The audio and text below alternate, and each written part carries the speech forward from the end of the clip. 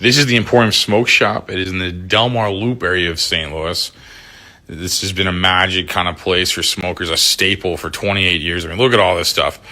Crazy stuff they have. I mean, they have just pipes and pieces and vapes and e-liquids and accessories, Kratom CBD, Delta products, Hoover's rolling papers, locally blown art. Like, look at all this stuff. Each piece is classic.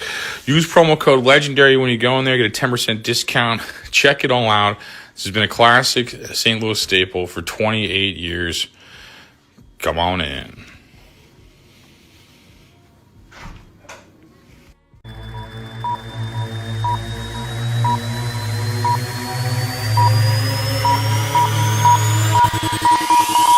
You know about rolling down in the deep. When your brain goes numb, you can call them into freeze. When these people talk too much with the shit in slow motion, yeah, I feel like an astronaut in the ocean. What you know about rolling down in the deep?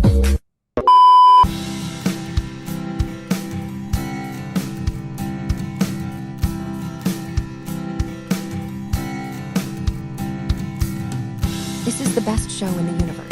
The Anthony Rogers Show. Recorded live in downtown St. Louis. Do you even know where that is, you fucking idiot? Everyone else's show is most likely ran by someone that has a picture with Jeffrey Epstein and Ghislaine Maxwell. Remember when we found out that all the famous people, royals, politicians, etc. are just satanic pedophiles? Then we just did nothing about it and moved on with life. I think it was some Israeli blackmail scheme. Oh, well. Anyway, like I was saying, here's the Anthony Rogers Show. The best show in the universe. Hey, thanks for watching this video, and I want to say without companies like Luxurious Bastard Beard Oil, this video wouldn't be possible to make. So you can go to the links in the description, Luxurious Bastard, promo code LEGENDARY, and get some beard oil. Great smells, great function, great look, great shine, you know. Do that and support the sponsors so we can continue to make videos like this for you. Thank you. Alright guys, the moment we've all been waiting for, you've already seen that on this podcast. Please put your hands together for Anthony Rogers.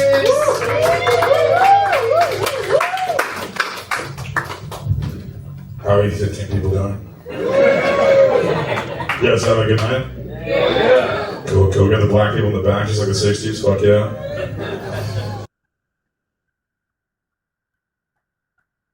And like everybody know, ain't no party like a Diddy party, so. Yeah, that's what's up. Yeah. Yes, sir. Damn. Look at that asphalt. Residential Asphalt Services. Called Dan today.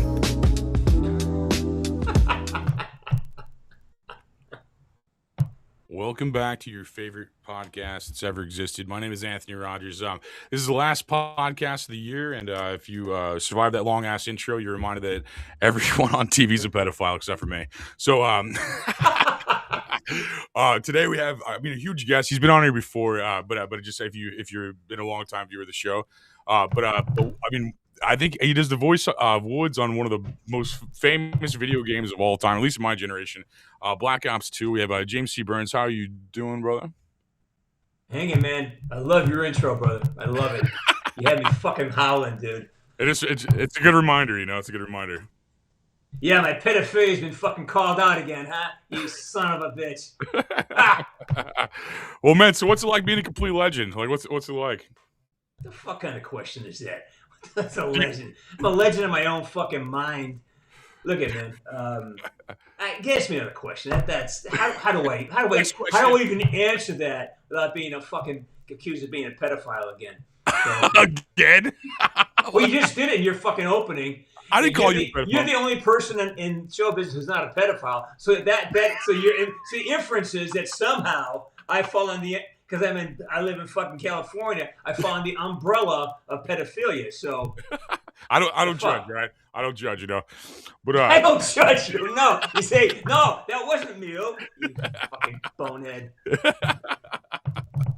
Well, let's pull up some of your music before we get into the interview. Let's you releasing music and stuff. Let's pull that up. Let's get straight to the sale. You know, just straight.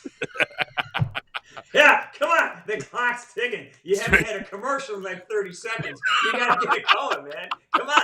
You got to keep the pace up here. 30 cents is 30 cents, man. Come on. That's awesome, man. All right, so let me pull where's presentation? Bam. I need a producer. All right, here is Warzone Santa. Yeah. The remake.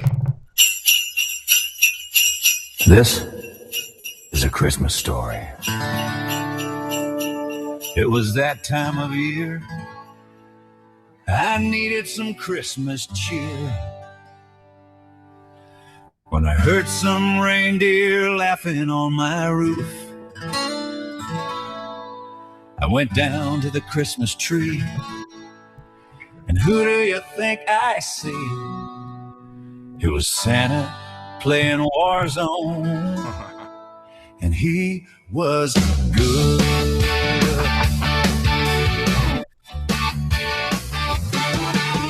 Santa's playing Warzone Christmas Day. He's got a list and he is taking aim. Yeah, the elves have taken sides. There's no place you can hide when Santa's playing Warzone Christmas Day.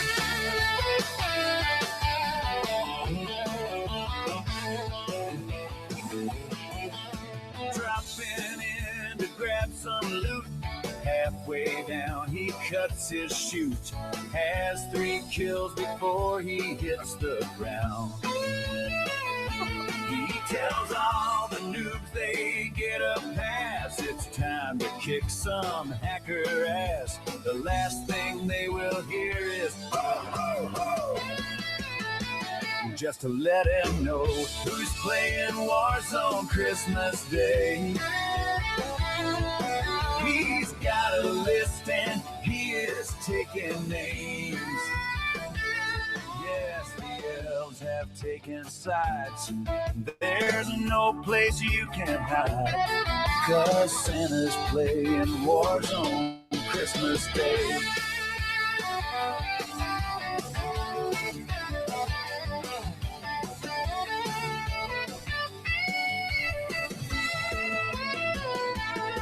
Well, Santa likes to drink, he likes to fight. He's sick of all the cookies and the gripes. He makes it very clear when he says, hey, hold my beer. Santa's kicking Warzone ass tonight.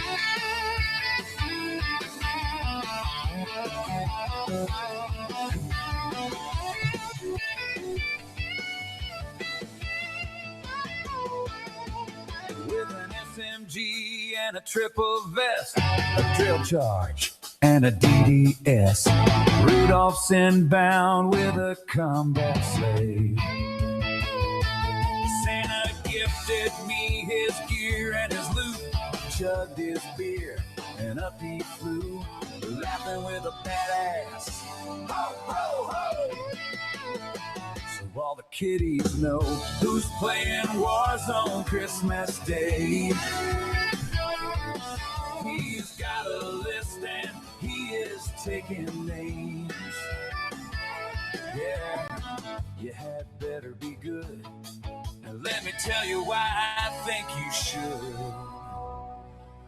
Because Santa's playing Warzone, and he is good.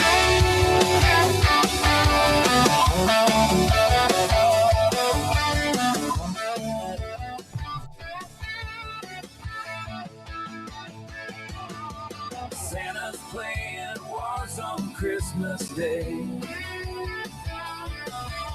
Santa's playing Warzone Christmas Day. Santa's playing Warzone Christmas Day. You had better be good. Let me tell you why I think you should. Because you do not mess with Santa Claus.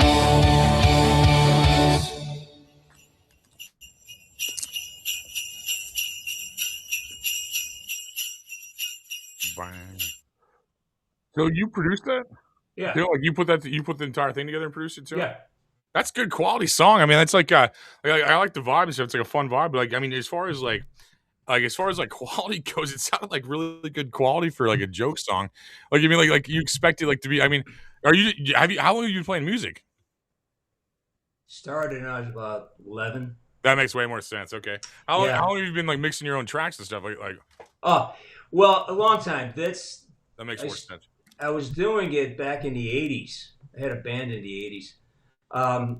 Different things happened. I just got distracted by life, you know, and it's something where, for me, I've got to be in it around the clock. For me, it's got to be something I do every day, all day. And it's hard for me to stop and go.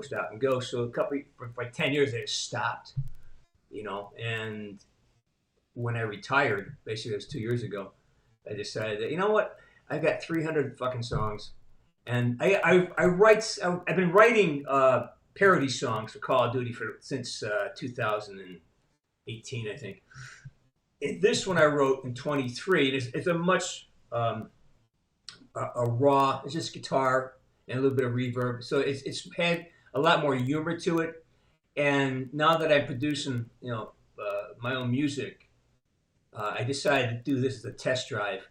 You know, it's like this. I want to see okay, things work. And a lot of the stuff I'm doing is like I'm running it through. It's highly processed. You know, I don't want to give anybody illusions that I sing.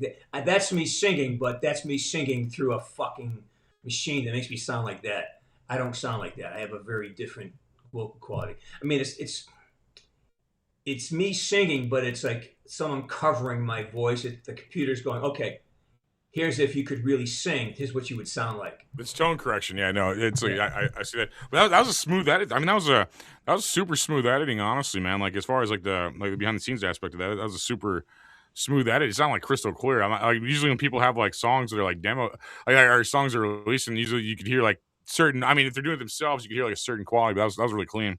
Yeah, this broadcast quality. Yeah. It was. Yeah. No, it was. That was good, Yeah. man. And that's Thank smart. you. I'm glad that I'm glad you said that, because I was wondering. Like I told you earlier, when I started doing this, I'm putting out these first two. I got this and I got the other track. You'll play that here in a bit in the show. Yeah, we got one more track for you guys to But watch. they're both experiments for me to see how do I do this? Does it sound like I hear in my head, and can I do it consistently? And I'm think I'm there. I'm happy with this. I'm really happy with Hey, You Got a Truck. And so the other thing I'm saying is like probably like I kept hearing it cutting in and out. So is that my system, or was it playing back? Because it sounded like really off. So that's just my head system. Because you played YouTube. To me, it was super smooth, but like I have to watch the video back on the live stream because if like I think you as a guest would have a worse quality than the listener would. Okay, yeah, that's what I think. It sounded like shit. I was like, oh my god.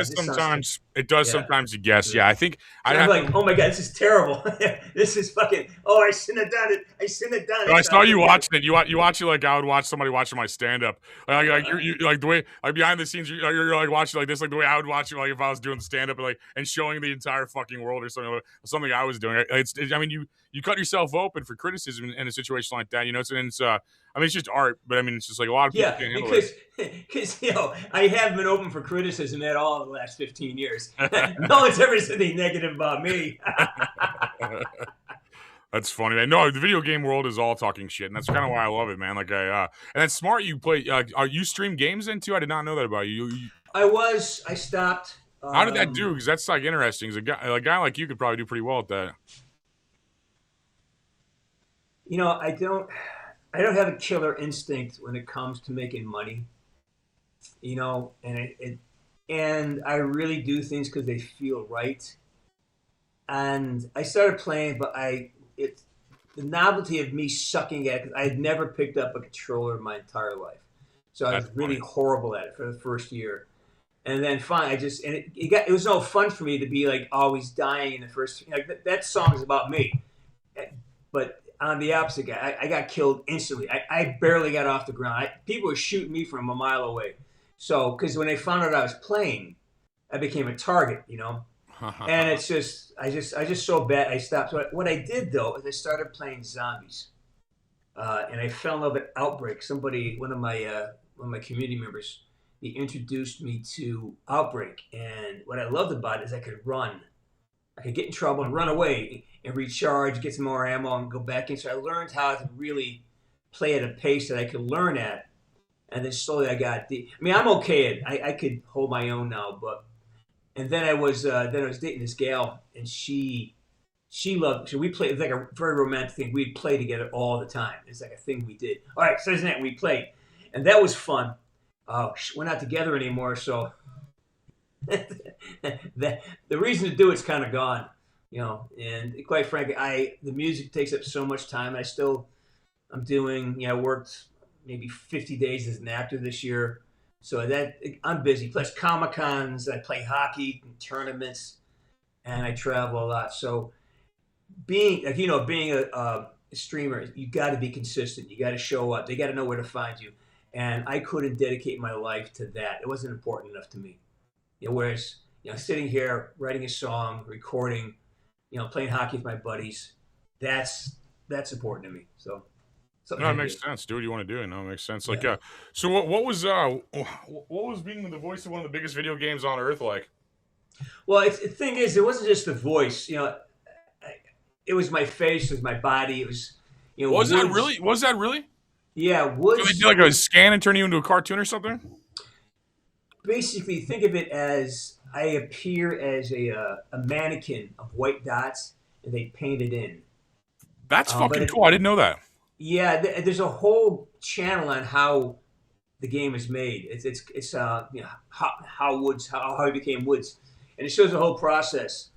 About 75% of what I did was live action. So I had another person in the volume, other actors. So I really had a lot of the scenes that were really they pop because I had a great actor across from me.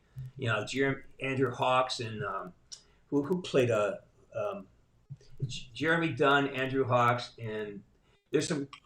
I call them the utility players. They were amazing. They were great at, and they became buddies, And Rich McDonald, who played David Mason, he and I had done a movie together, and so we already had a great relationship. I kind of got him into the game a little bit. I got him introduced to Dave. So for me, it was basically it's like making a movie, man. I didn't have a lot of days in the box, and the ones I did were fucking torture because it's all that screaming and top of the lung stuff, and just and that to me, there's not a lot of nuance there. I like Woods. I think has nuance, Yeah, no, it's a great game. I feel like when that come out again, that was a bit ago. What, that's like 10 years ago or something. 2010. 2010. Holy shit, 15 years. Holy fuck, that was forever ago. I was like. I played that game so much, man. Like that, and like Modern Warfare 3 and Black Ops 2 is like where that series peaked, in my opinion. And I think that was like the best of it. And then like I play Fortnite. I still play games. I'm probably the oldest guy playing video games now that you're out. So, but no, it's like I'm good at like Fortnite and stuff. But I think a lot of people on streaming put a lot of emphasis in being good at the game. But all you really have to do is be entertaining or be like watchable. I mean, there's sometimes I don't fucking talk for 30 minutes and people are watching still. I have no idea why. I don't understand it at all. Is what I'm trying to say. It's like you think there's like an angle to it, but I don't know if there is. Like, I mean, it's just like people just don't want to be alone or something like that. And they want to live vicariously through other people sometimes, or they just want to see a game. I don't understand. I see the psychology behind it. I see the strategy behind it, but I still don't think any of it's real, Yeah, I think you hit the nail on the head where we've become a very isolated universe. People are in their homes a lot, and I think due to a list of sociological factors, especially young men, have been they're trained to be afraid of women. They're trained to be afraid of their bodies. They're trained to question their bodies. They're trained. All this stuff that's been sent down through the education system, especially in America, we have destroyed a whole generation of young men, and I'm afraid for them. I don't know how they're going to make it through when all the old guys die, because there's a thing in California. I worked as a contractor. My buddy Dave Anthony, the guy who created Call of Duty. I helped him build his house in Bel Air. Whoa. And Cool. I came in. Yeah, I have some background in engineering and stuff. No, you seem like a guy who does a million fucking things. That's what's kind of interesting about you. Well, you know, jack of all trades, master of none, but better than master of one. So, No, it's good to have. It's good to be. so a human. with Dave, what I realized when making the house is that there's this big gap. You have these master carpenters, and then you have the new carpenters, but there's no journeyman. So the training is not being the craft of the skill of the of those skills are not being passed down. The master carpenters are going away, and the journeymen are now training the novices.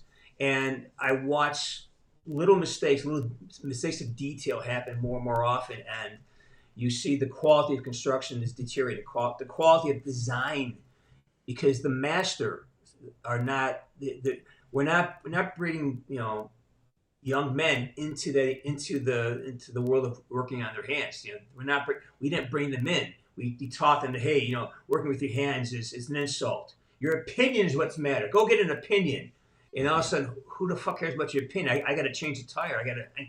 My toilet doesn't work. I don't care. Yeah, I need your opinion. I need someone who can, And so I think what's happening, all the trades are just, we're going to be in tough shape with the trades because I don't know where they're going to bridge that gap with skill and talent. I mean, there's not a lot of guys I know who still know how to, fix a socket in the wall, or people are amazed when the toilet. Oh, I'll fix the toilet. It's easy. Take the back end. What are you doing? It's like, no, it's not hard. Just unscrew this. Then but unless you've been brought into that world in a way that allows you self-esteem, then you're not going to want to do it. You're told that you shouldn't even look at these jobs. These jobs you're so above this. You're my little prince. This should pay you just for being you. Good luck with that. And so basically, back to your point, and these guys got there's this world they can go into, and like I said, you don't have to be good. You can just participate. You can die and be reborn. So there's no consequences for your actions. You can go in, you die. I get back. So there's consequences when you get your point totals and you lose them. There's a consequence there, but basically, there's no real life consequence. You can just go back, and the universe itself is very, very self-contained. Like, you get rewarded by the actual community itself for your, you make your friends there. There's people have friends around the world now, but are they friends that they'll never spend time with in person? It's like that's the thing, and it creates all these other dynamics that are really interesting. That's very true. I think when I look around at like buildings and stuff, I'll see like the lights out on them and stuff like that, and I'm like that's because everybody's just staring at their phone and building online.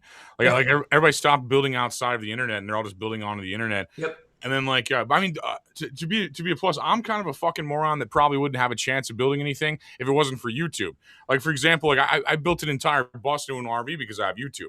I'm kind of a fucking dumbass when it comes to like what you're saying too. No, but don't do you that. self-teach. I got to stop you. Don't do that. You're not a dumbass. If you go watch a YouTube channel and then you can take that information visually and transfer it into an action, that shows a high degree of intelligence. So don't do that self-deprecation shit. It's not. Well, it's not interesting because look, I'm gonna call it. It's false humility. You are a very capable man. You've built a little empire. You built a business, and yeah, you can watch a YouTube channel, and you have enough. You have enough intelligence to take that and do. I'm talking about guys who watch it and they get so depressed because they never picked up a fucking hammer. They don't know what a screwdriver looks like. That's where we are. I felt like I'm that guy. I just watched YouTube. Like I'm like almost 40 and I have to watch if I have to repair something, I'm like watching how to do it. I watch YouTube. Everything I do, even learning how to produce my own music, I did it off of YouTube. I took all these fucking lessons, all my AI stuff I learned from YouTube. Editing, I learned from YouTube. YouTube is the greatest equalizer that's ever been. You can go and learn. Now, if you're watching, dogs splash in the water, that's nice, but it's a waste of your time. But you can get so many skills. You get so much information off of the internet that makes you more vital and vibrant. I mean, you can get an entire degree by YouTube channels. I feel like a guy like my grandpa, though. He was born in 22. He's since passed, obviously, but I feel like a guy like my grandpa just knew that shit. Like he was just like a guy he's like, oh, that fucking broke here. Let me go in there and fix that. And like that's why I feel like the difference is in my generation and my grandfather's. Like he was like a dude who just like he just somehow fucking knew it all. No, see, that's the mistake. I know it because my father was a carpenter. He also was a mechanic. My grandfather My grandfather was basically an electrical engineer without an education. He just went to work at GE for 50 years and learned how to build transformers. So everything I learned, and plus back in the day, everybody had to go through shop, and so we had woodworking, we had metalworking, we had engines and motors, we had drafting, and then the gals get to have home and cooking and shit. But we actually learned that in school. They taught us these skills. So even the nerdiest kid in the class knew how to run a lathe. You had to, you know. Yeah. So you get the nerdiest kid in the class. He's dropping a pin in the lathe, spinning it up, using tools on it. We all had to do it. And same thing with sports. Everyone knew how to wrestle because we had classes. You had to wrestle. You had to play basketball. You had to play dodgeball. You had to use a trampoline. You had to, play. We had gym three days a week. So it was a different emphasis. Now they make sure that you have the right pronouns and shit, and that you're it's like whatever. They fucked up this generation of young men terribly. That shit's almost over. I think that shit's almost over. I think people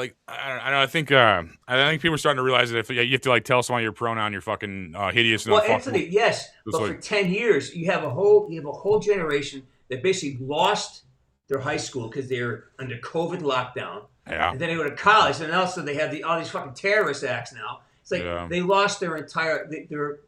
They're socially retarded, and I mean that in the actual use of the word. A retarded spark means it's slow. It hasn't developed. It doesn't develop as fast. I'm not using the pejorative of it. And it's like, wait a minute, this whole group, how are they going to survive without being subsidized? And that's what you got. This is why we have a whole half a nation that wants shit given to them because they don't know how to go out. No one's ever taught them how to go out there and actually get shit done. Somebody showed you, like you had a granddad who knew how to do shit. He put something in you that you could solve problems on your own. This group of people, they're told, well, no, the government's going to do it for me. Someone else has to do it for me. I hope they fail so I get richer. I hope I just stay rich and everybody else is totally fucking incompetent. That's how I feel about the world. It's like you're saying the quiet part out loud. You know how many times I've done that as an actor? I sat there. I used to stand by the door and listen to the other actors audition. And I go, oh, if that didn't work, I'm not going to fucking do that. And I would listen to three, and all right, I know how to get this job now. Because they all got, I heard the corrections the director gave me. I walk in, that's how I got Viagra, the Viagra campaign. I listen to everybody's audition. I go, oh, fuck, you know what? They're all making the same fucking mistake. And so I go, all right, I walk in. I know exactly. I'm a genius. No, that's smart as fuck. No, that's smart as fuck, actually. Yeah. That's smart, man. No, it's like, and I think that what they call Gen Z or whatever, I fucking hate whoever named these generations is a fucking faggot. Like every generation has millennial. I'm a millennial. I fucking hate that name. It's like we need to rename that shit. But I feel like the Gen Z or whatever the fuck they call them, the kids. Those guys got some balls, man. I was playing poker with these 19-year-olds and they're smoking cigarettes again. I'm like, fuck, finally. I mean, I'm like, oh my god, you're not vaping like a little bitch like the rest of you fucking. I saw a 19-year-old. Well, maybe he wasn't 19. I think you had to be 21 to smoke cigarettes. He was probably. I'm just old, so I assume everybody's young. He was 21, probably. You had to be 21 to smoke cigarettes. But he was smoking a poker. I'm like, the kids are smoking again. I'm like, fuck yeah, America's back. You know. I'm like, fuck yeah. Well, it's that. It's also when you back somebody into the corner. The rebellion is now going the other direction. These guys have been told that because you're white, you're bad. Because you have a dick, you're obviously a rapist and you suck. You're bad because you're a man with a dick and you like being a man. Obviously, you're an asshole and you need to die. They've been told this their whole fucking lives. So they go, and guys say, hey, listen, there's DNA here. We're fucking animals, man. Fuck you. You back me in a corner. I'm gonna fight for my life, and fuck you. I'm gonna do what you told me not to. I will use the words that you told me not to use. I don't. You can only push people so far before they say fuck you. I'm going the other way, and that's just. It's a great re-swing. The pendulum is swinging the other direction now. No, you're right. It's awesome. Like, because I think the rebellion of our parents made my generation kind of godless, and I think the kids are all about God and stuff again too, which I loved personally. I love seeing like a country return to God, and I love seeing people return to values. It's like you almost need that era without values. You see why values are important, though, to be honest. Because I remember being a kid, and I tried to rebel against the American values and all that stuff when I was young. And I remember like growing up, and then like now that I like saw where it goes without values, I'm like I'm way more concerned about that now than I used to be. You know, maybe it's just getting old or whatever.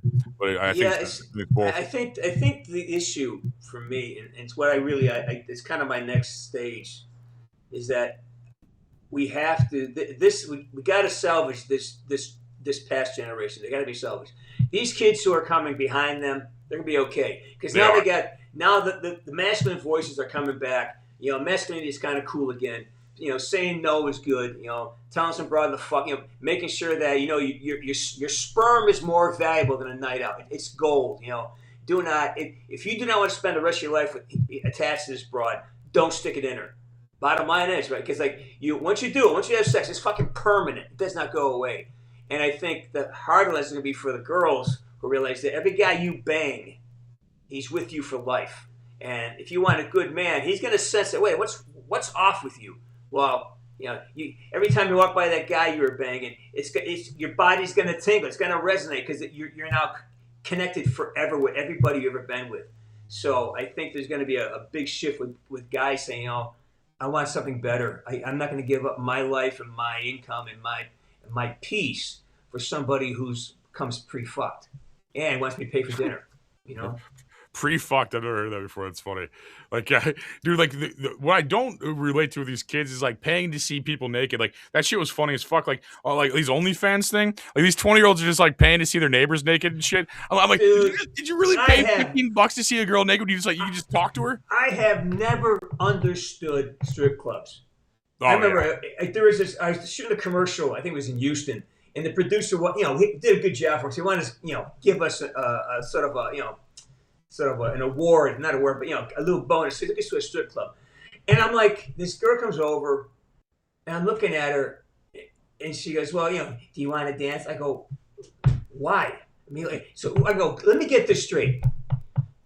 You want me to pay you to sit there and tease me? And because you'll never have sex with me, but you want me to give you money to tease me to not have sex with you. It doesn't make any fucking sense. If I give you money, you're a prostitute. Give me something that a prostitute should do. It's like it never made any sense to me. Why would you give a stripper money? The guys sit there and throw dollars at them like it's like, what are you doing? Yeah, when I was in Vegas, I watched all my friends get jerked off by immigrants. I didn't like watch them get jerked off. I watched them go in the back to get jerked off by immigrants. And they paid like $100 to let some like girl that barely speaks English jerk them off. And I'm just like, I just don't even see that as I would never give a whore money. I feel like I'm just one of those people. Like I just feel like I would never give a whore money. The thing is, what we're trained, and what the thing was is that and I hate to talk about conspiracies and shit like this, but I grew up as a study of my hockey coach in high school was a history teacher. So, and I loved history because I always read. We'd have our TV didn't work much, and we only had TV from like up until 11 o'clock at night. There was nothing, and so I always had books. And history was intriguing to me, and we learned all about the Russian Revolution, about the Bolsheviks and Mensheviks and what happened, and everything that's happening is right out of the Marx by the Karl Marx playbook. You destroy the family, destroy the sense, destroy the ability to make a living, starve your population, then be the hero that saves them. It's basically what it is. Yep. And what happened in the 60s, and this is where I think when you look back at the McCarthy hearings, he fucking had it right. Hollywood has gone into this deep dark, the thing that made them possible. It got infiltrated because everyone's so afraid of being called a bad name because you could lose business. So they clamped down on the actors. They clamped down on them, and they turned them into these. They gilded them because either if you want to work, shut your mouth, and they controlled you, had you by the balls if you want a career, and that just kind of it permeated through the entire country because as Hollywood goes, so goes the culture, and so goes our politics. So I think it's really it's something that happened. Was it planned out? I don't know if it's an exact plan, but it was sort of opportunity. Let's the Russians would send, we're easy, we're open country, anyone can come here, right, and act like an American and have influence. And then we hear a lot of the conversations on campus. Even I was in college, man. I went to a really good school. It used to be a great school in upstate New York. Now it's a shithole of wokeism. I won't give them any money anymore. Like, used to have some of the best engineers in the country came out of it. Now they're all looking for jobs. As people have come to me for looking for jobs and stuff, because it's a producer and things. And I can't even talk to these kids. Like, you just want me to hand you a fucking job? What have you done? Oh, well, I took a class in women's studies, and I had the social, economic development on third world nations. I go, that's not a fucking crap. That's not a skill. That's not even a fucking accurate portrayal of the world of economics. Anyways, I digress. I think we've really, it started in the 60s, and it just kind of became more, again, people got sucked because it's natural for us to reject our parents. We need to have our independence. It's natural to push away. And back in the day when you left your house when you were 16, I'm gonna build a life. All right, Dad, give me some fucking tools. I'm gonna go get a job. We always said that. Fucking 18, I'm gone. Imagine living in my mom's house when I'm fucking 19. I hated coming back from college for that shit. Oh my God, I gotta go home now. Get my parents' house. That freedom comes from capability, having skills, having competence, and doing things. And this generation wasn't given it. So my point is that we have to find a way to embrace them and not let them off the hook, but teach them to get back to zero. Because right now they live below zero. Zero is, okay, I want to build something. They didn't want to, because they're so uncoupled with themselves. They can't even have desires. It's because they've been trained that everything's going to come to them. You're hungry? Call DoorDash. You can't pay your rent? Call mom, call dad. Or, don't pay it at all. Just squat at the house. The idea is that you rebuild the desire to want to be whole. And that's what you're talking about spirituality as well. That became the onslaught of the feminists. They went ahead and destroyed spirituality so women could be free to fuck whoever they want. And then, okay, well, seriously, how many guys want to be the woman that has, 30, 40 guys behind? Like, I don't know. That's tough for me. No, it is, and I think that's where we learn why these things are wrong and why you need these values and stuff, and like why you need like certain things. I think the loudest ones are the dumbest ones, so we might be pleasantly surprised by the generation to come. I think there's always a bunch of loud fucking dumbasses that represent an entire culture of people. But I think I believe in the younger kids though, man. I'm pretty hyped about that. But the last 10 years have just been like you said, like a communist takeover. We're basically right before where Hitler burned all the books. We're like right before the. Like in our process, we're right before where Hitler burned all the gender dysmorphia, transgender, pedophilia books, basically in front of his population. It's a globalist takeover tactic, and then we're very close to a one world order if we're not already there. If countries are even real anymore, and if they are, they're on a decline right now. Like the West has been on a decline since I'd say 1999, 9/11, something like that. And I think we lost all manufacturing. The value of the dollar is down because of interest rates and all these bullshit things. People can't afford houses. So I relate a lot to these young people when they don't do anything. Because I probably wouldn't either if I couldn't get a house or a car from it all. You know what I mean? I feel like if I was like 18, fresh out of school, got no fucking opportunities other than some $15 an hour bullshit, and that's like high end, I guess. Comparatively what we made. But you have to back it up, though. You got to back that thought up. You got to think the precursor thought. They were never given skills to enter into the workforce to be successful. I know plenty of fucking guys who took jobs fixing air conditioning, have easy buy a house. They're making $250,000 a year. I know guys who drive payloaders and backloaders. I know kids who went to the Army, learned how to drive a fucking, what's it called? One of those big loaders. He's making $190,000 a year. It's out there. That's fair. That's fair. Anybody who has the skill, if you're an electrician, find a good electrician. Want to build a house? Find a good plumber. I had to get a new part for my gas heater here. I couldn't fix it because I don't have the right tools for it, right? Because it's proprietary. It took me a week to find a guy. And then it's like, and it's $300 an hour. Like, well, yeah, that's what that skill's worth. So the people who can't get jobs are the ones who grew up without being asked to develop competence and to develop skills. There's plenty of people out there buying houses. There's plenty. It's the people who went to school and got some degree that's useless. Nobody wants to buy you for your opinion. It's just a fucking opinion. Your professor rewarded you for it because you agreed with him. And now that makes him feel like he's got job security, but they're fucking worthless. Most professors in my economics department, I studied economics and engineering in school, they never ran a business. They never had a job other than telling people how to run a business. I go, have you? And I started running a business when I was like fucking 16 years old. I had a little gardening business, right?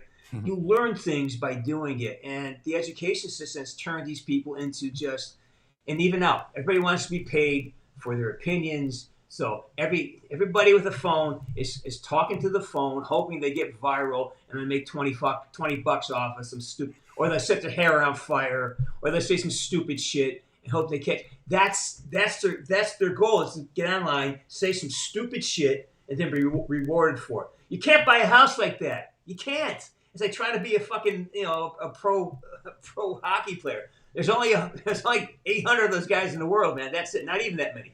20 on a team. There's like 600 guys who make a living at hockey. Actors is even less. There's so few actors who can make a living at it. I'm lucky enough to get paid to be me and to barely exist, basically. But I think everyone else that thinks they can do it's fucking delusional. Yeah, but here's the thing. But you're a comedian. You're out in the world. You're doing stand-up. You've been doing it for how many years? 11 this year, I think. I think it's 11. How many shows have you bombed at? Oh, I don't bomb. When you started out, you didn't bomb it out when you started out? No, I felt. Here's the thing. Like, I think I suck every time, but people tell me it's good. Like as far as like I'm concerned, I feel like I bomb like every single fucking show I ever do because I'm just a bullshit artist. But like people will be like, man, that was really good how you did that like fucking thing where you just. I'm like, Nice. my parents were funny. It was just easy. My parents were funny, and like most people can't publicly speak or anything. But that's my point. You came from a place. You saw it. You saw your father do it. Your mother do it. Your family was funny. You had it built into you, and you took it and you used it. But you got up on stage. You took a chance at being seen. You took a chance of somebody not liking it. Like we just talked about my song, right? We take a chance of somebody not liking it. Every time you put yourself out there, you take a chance of not being liked. But the thing is, you're not. This is something that happened after that. This is something you're good at this because you were good at that. This is just an extension of that skill set. And when you start out.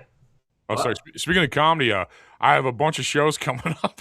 Yeah, here you go. It's like we're in South Carolina, Georgia, Florida, North Carolina, Virginia, Maryland, Pennsylvania, and West Virginia so far.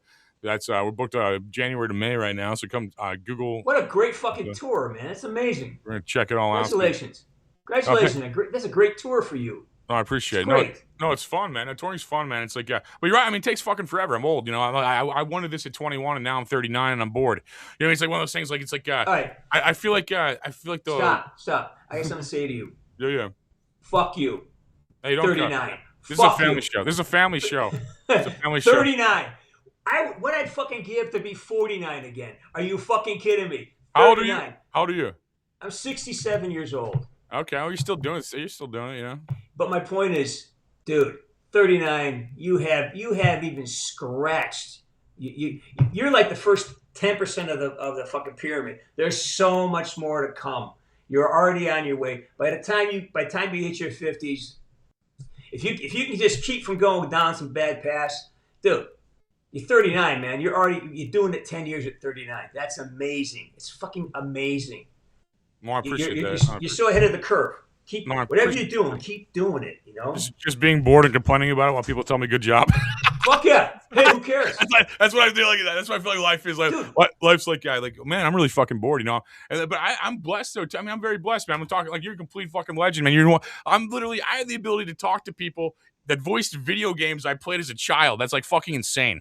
Like any other time, like I got to tell my ancestors about this. Whenever I pass and I join them again, I basically have to tell them like, "What'd you do for a living?" I'm like, "Well, I copy pasted sentences a fucking lot, and all my bills are paid for it."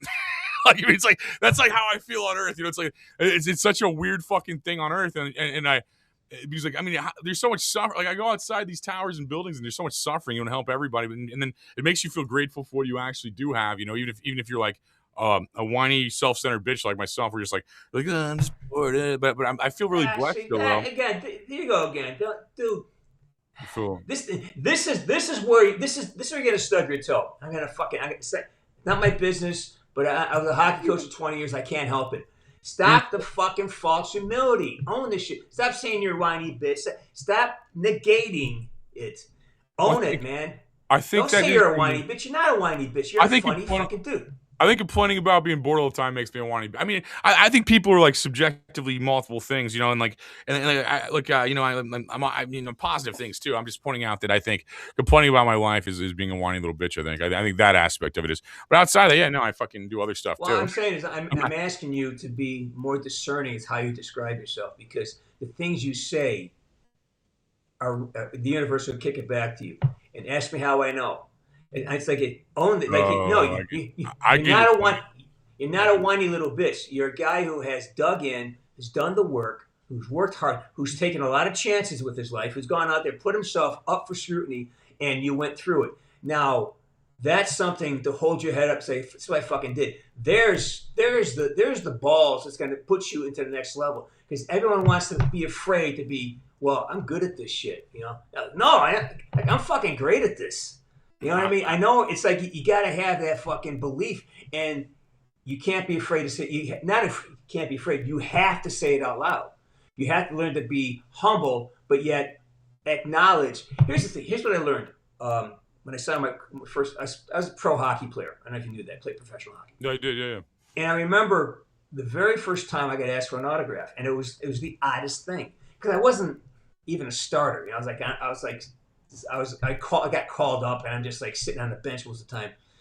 And this kid asked me for an autograph, and I was just embarrassed. I didn't even play the game. I just sat on the bench that game, right? And this is the American League. And I kind of blew him off. And then this older guy, who's kind of like my roommate, he said, "Look, you can't do that." I go, "What do you mean?" He goes, I'm not getting my fucking hair. He goes, "It's not about you." He goes, "They come here to pay money so that they can see you. You're here. And if you lower yourself, you cheat them." He goes, "You got the uniform on.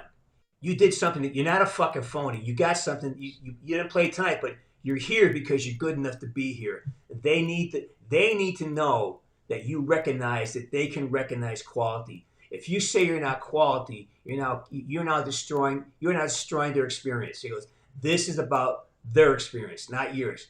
I don't care if you don't think you're a star or not. He thinks you're a fucking star. Don't try to build yourself up by acting low. It becomes a habit." He goes, "And what happens is by you saying, 'Oh, I'm low,' you're asking them to lift you up. That's not your fucking job. Your job is to lift up people around you. And that means you accept the attention, and you accept the praise, and you say fucking thank you." So always stuck with me. Everything that says, like, fuck. All right. Okay. No, I see your point in the manifestation aspect. The way you speak of yourself is what you become. So I see that aspect of that for sure. I think that's real now. I mean, I just feel like I'm not trying to get robbed, you know. So I'm like, oh man, life's tough. It's not. Life's not fucking tough. I know it's easy as fuck. I know it's easy. Look what you do for a living. I have the best job. What a great thing. Look what you do for a living. Look what I do for a living. Are you fucking kidding me? I get paid to do this? Come on. Yeah, no, it's weird. It's great. It's great, man. And sorry to jump on your shit. I like you. I feel like we're friends. I just want to say to you, like, I'm glad someone told me when I was young, hey, listen, don't act like you're fucking small. Don't try to diminish, because it feels like you're trying to ask somebody to lift you up. Oh, no, I wasn't doing that. I wasn't. But it sounds like it. But it sounds. I feel. No, I wasn't doing that girl thing where I posted a picture. I'm like, feeling ugly today. No, I wasn't doing that. I think that's the 10 version. I'm worried about the on scale 1 to 10. The 10's obvious, but it's the 1, 2s, and 3s that really cause the damage, because we don't know we're doing it. No, that's fair. Ask me how I know. Ask me how I know. I think I'm a multifaceted person. I definitely think I'm doing awesome shit. I mean, but I was just making fun of it. I think there's good and bad constantly going on, you know. But But no, I mean, I'm definitely. I'm completely fucking blessed, man. I can't say I'm not blessed, man. Like, I literally, I came here from a town. I live in the 5th largest building in my state. I'm in an old bank right now, interviewing a fucking legend, or talking to a fucking legend. It's like, I feel like interviewing implies I'm asking you questions, but we're having a conversation with a complete fucking legend. You know, what's your favorite color? I've had that. I've had those kind of interviews. So, what's your favorite color? Blue. And next. Yeah, now we're family. Now you know my favorite color. Like, no, it's a complete. I mean, I think the podcast is an interesting game. Like, because you the Rolodex expands at a rapid rate. This is probably what I would assume was one of the dumbest things I do is the podcast was doing well. But I mean, I've been in films. I do comedy. I do a bunch of other things. I feed the fucking homeless. I have hobbies. I do a lot of fucking things. You know what I mean? So it's just like. So it's like weird that this is the thing that kind of does whether we have literally 1,600 people watching live right now of us just mumbling. I mean, no, we're not. Okay, no, we didn't mumble at all. This is a very intelligent conversation. There's no mumbling done. You're very you're eloquent. You're erudite. You speak well. You know how to really phrase your ideas. I need to hire you to follow me around. I need to hire you to follow me around. Just motivate me all day. I'm just like, because like you just got that energy, man. You're just amping me up, dude. I like that. That's funny. Well, that's Woods. That's a great vibe. That's why people love Woods, because when I first got the job, I refused to say like when they said it. I started writing for Woods, like, you know, my 4th or 5th day actually shooting Black Ops. Wait, hang on. You wrote the character too? Oh yeah, I wrote all Black Ops too. I did not know that. Okay, sorry to interrupt. Yeah, I did not know that. I wrote all the dialogue for Woods and Black. Actually, I wrote a lot of dialogue for Menendez and Rich McDonald as well. Because what happened was there's certain things I refused to say. Like, I was a hockey coach. I understand how to get people to be successful. I know how to make myself successful. And I know that shaming somebody never, ever works. And you can be intense. Hey, you can fucking do this. Come on, fucking do it. You got this. It's different than kind of, again, going below somebody. Always put it here, right here. You next step. You got this next step, you know. And what happened was I just kept refusing saying, or I just make shit up and say it. Half the shit you hear Wood say is made up anyways. And they just said, fine, look, it's just fucking, come on in. You know, so on Monday, they hand me what they needed. I'd write it, and then we shoot it on the weekend. And then Black Ops 4 came. They just fucking, just write shit for this. So that's fucking awesome, man. I didn't know you were part of those other Black Ops 2. Like, that's crazy. I stopped playing around 2 and Modern Warfare 3, I think, with those games. I play Fortnite now, but I mean, there's no better game, I mean, in that era than, and probably, I mean, it still holds up, I think, than those games. And those are fucking sick games, dude. Cool stories and shit. Like, well, Black Ops 2 is now a historical record. Is it really? Well, think about it. It took place in July of 2025. That was the timestamp of the game. It was set in 2012. Funny. It was set 13 years in the future. But that date of the actual event in Black Ops 2 took place this last summer. So now it's a historical game. That's hilarious to think about like that. Yeah, it's funny. Yeah. That's funny. No, that was such a great game, man. Like I played that. I played a lot of that, man. It's like I still play video games. I think I'm a lot better than you at video games, you know. So yeah, I'm sure you are. I have no fucking doubt. And if you weren't, I'd be worried for you. You know. I just like talking shit, man. But no, shit. No, that's fucking true. I guarantee you're better than I am. I guarantee it. I fucking guarantee it. Well, at least looking, you know, at least better looking, you know, not to. Hey, brother. Like I said, you're 39 years old. Fuck. What I get to be 39 again and know what I know now. I wouldn't want to do it again, but if I can go back and know what I know now, I think that's why I feel like we're like whitewashed when we come into this world. I think that's why for some reason, we're not allowed to bring previous lives' knowledge into this. If that's what's happening, I have no proof of that, but I feel like sometimes we live multiple lives, and I feel like we're whitewashed when we come to this planet. It almost feels like that we're supposed to learn something each time, and I think the fact that you're saying that means you learned what you're supposed to learn at that age. You know what I mean? It's like I wouldn't want to go backwards. You're like I think the idea of being 20 is fucking fun until I hear a 20-year-old talk. I'm like, oh yeah, that sucked. I had no money. It sucked. I was like, fuck being 20. You know, it's just like, you know. For you. For someone else, it's pretty great. It depends. It depends. I mean, I mean, there's guys playing in the NHL who are 19 years old. that's real. That's real. Yeah. That's but the idea is this: I think the only thing that I can hold across the board is that when I look back, and this has always been the way for me, if I look back, I always see the opportunity that I left on the table. I'm moping, I'm suffering, and oh my God, you could have gone over there and done 100 push-ups a day. Oh, even I played hockey in Europe for a little bit, and I think of all the spare time I had that I sat watching TV, moping around. Man, I could have been running stairs. I could have been getting better at my craft. I could have been playing more guitar. What I learned is that there's always so much more that can be done with our time. We just got to look back. Okay, what did I miss then? Okay, what am I missing right now? What's here that I'm not taking advantage of right now? What opportunity am I totally ignoring? Because I need the world to be in this little container, but the world's like this big, and if I do this, I can do that. But the idea is there's always something in front of us. We just have to slow the fuck down. Because we're always worried about dying. I'm getting old. No, man. It's weird you connected those two things because it's weird you connected those two things between getting older and slowing down because or dying and slowing down because like I remember like vividly the day after my mom was dead, like or I remember how slow I moved that day and how much I took in everything around me. It was really weird because like I mean she had been sick for a long time, so it was like mixed feelings. You like knew she was dying, but obviously you're still sad. I mean obviously you're still depressed and sad from it. But then I look around and like. I the same bike ride I take to my office every day. I'm like looking at the houses around me. I'm looking at the trees. I'm going really. I used to drive. I have an e-bike. I used to go like in this time period. I would go like 30 miles an hour and rush as fast to downtown as I could. I'd take that 40 minute bike ride as fast as I could because the whole time I'm going.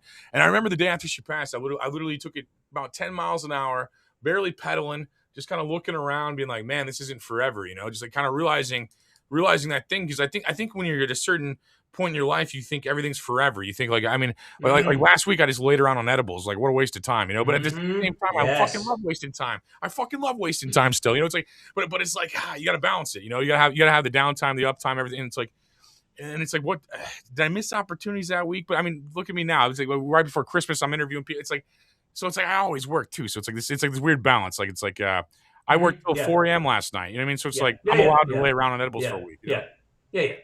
Again, the idea is that if you purposely take rest, that's different than doing nothing. That's fair. I still feel guilty about it though. So man, I just laid around in my fucking my apartment watching fucking movies for like 3 days.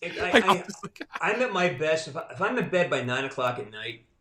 I feel great. I wake up 4:30. I feel great. But I can just finish this edit. I got to do this thing. I got to get this thing cut for this guy, And all of a sudden it's midnight, and then I don't get my right sleep, and I lose tomorrow. Or if I get drunk, and I wake up with a hangover, I lose a couple days. Like it's the things that matter in life is whatever.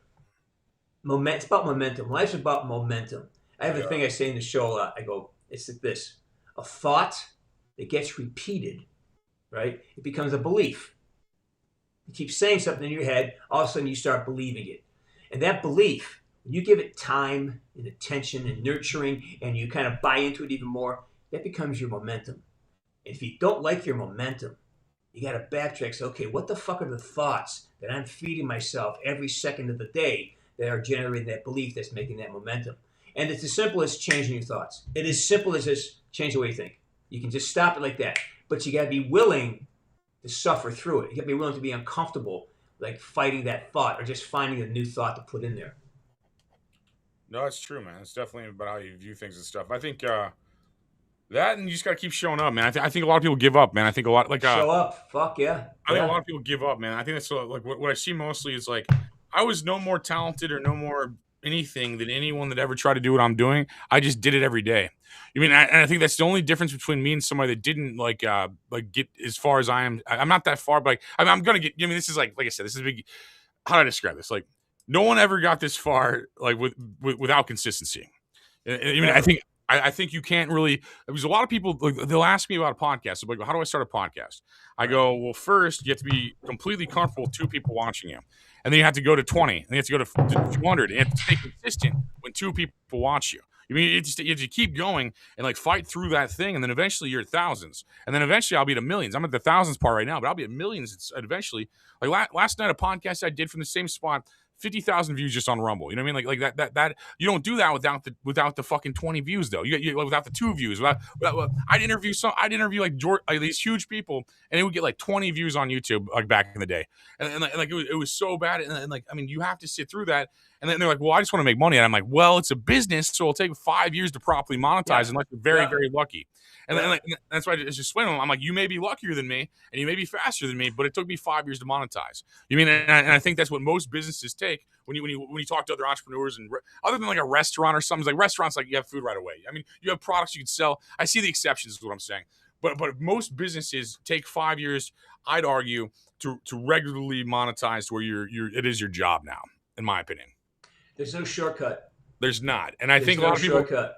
They see how easy it is now. Like, I mean, okay. So, for example, your situation, like just strictly with like Black Ops, like they'll see that job being a really fun and obviously easier than construction. You know what I mean? Like you're creatively stimulated, but to get there is not easier than construction, though. You know what I mean? To get into that fucking room to record your voice, that's the hard part. You getting there and just being yourself is probably the easy part. You mean, from my perspective? You mean, like, I think being 100%.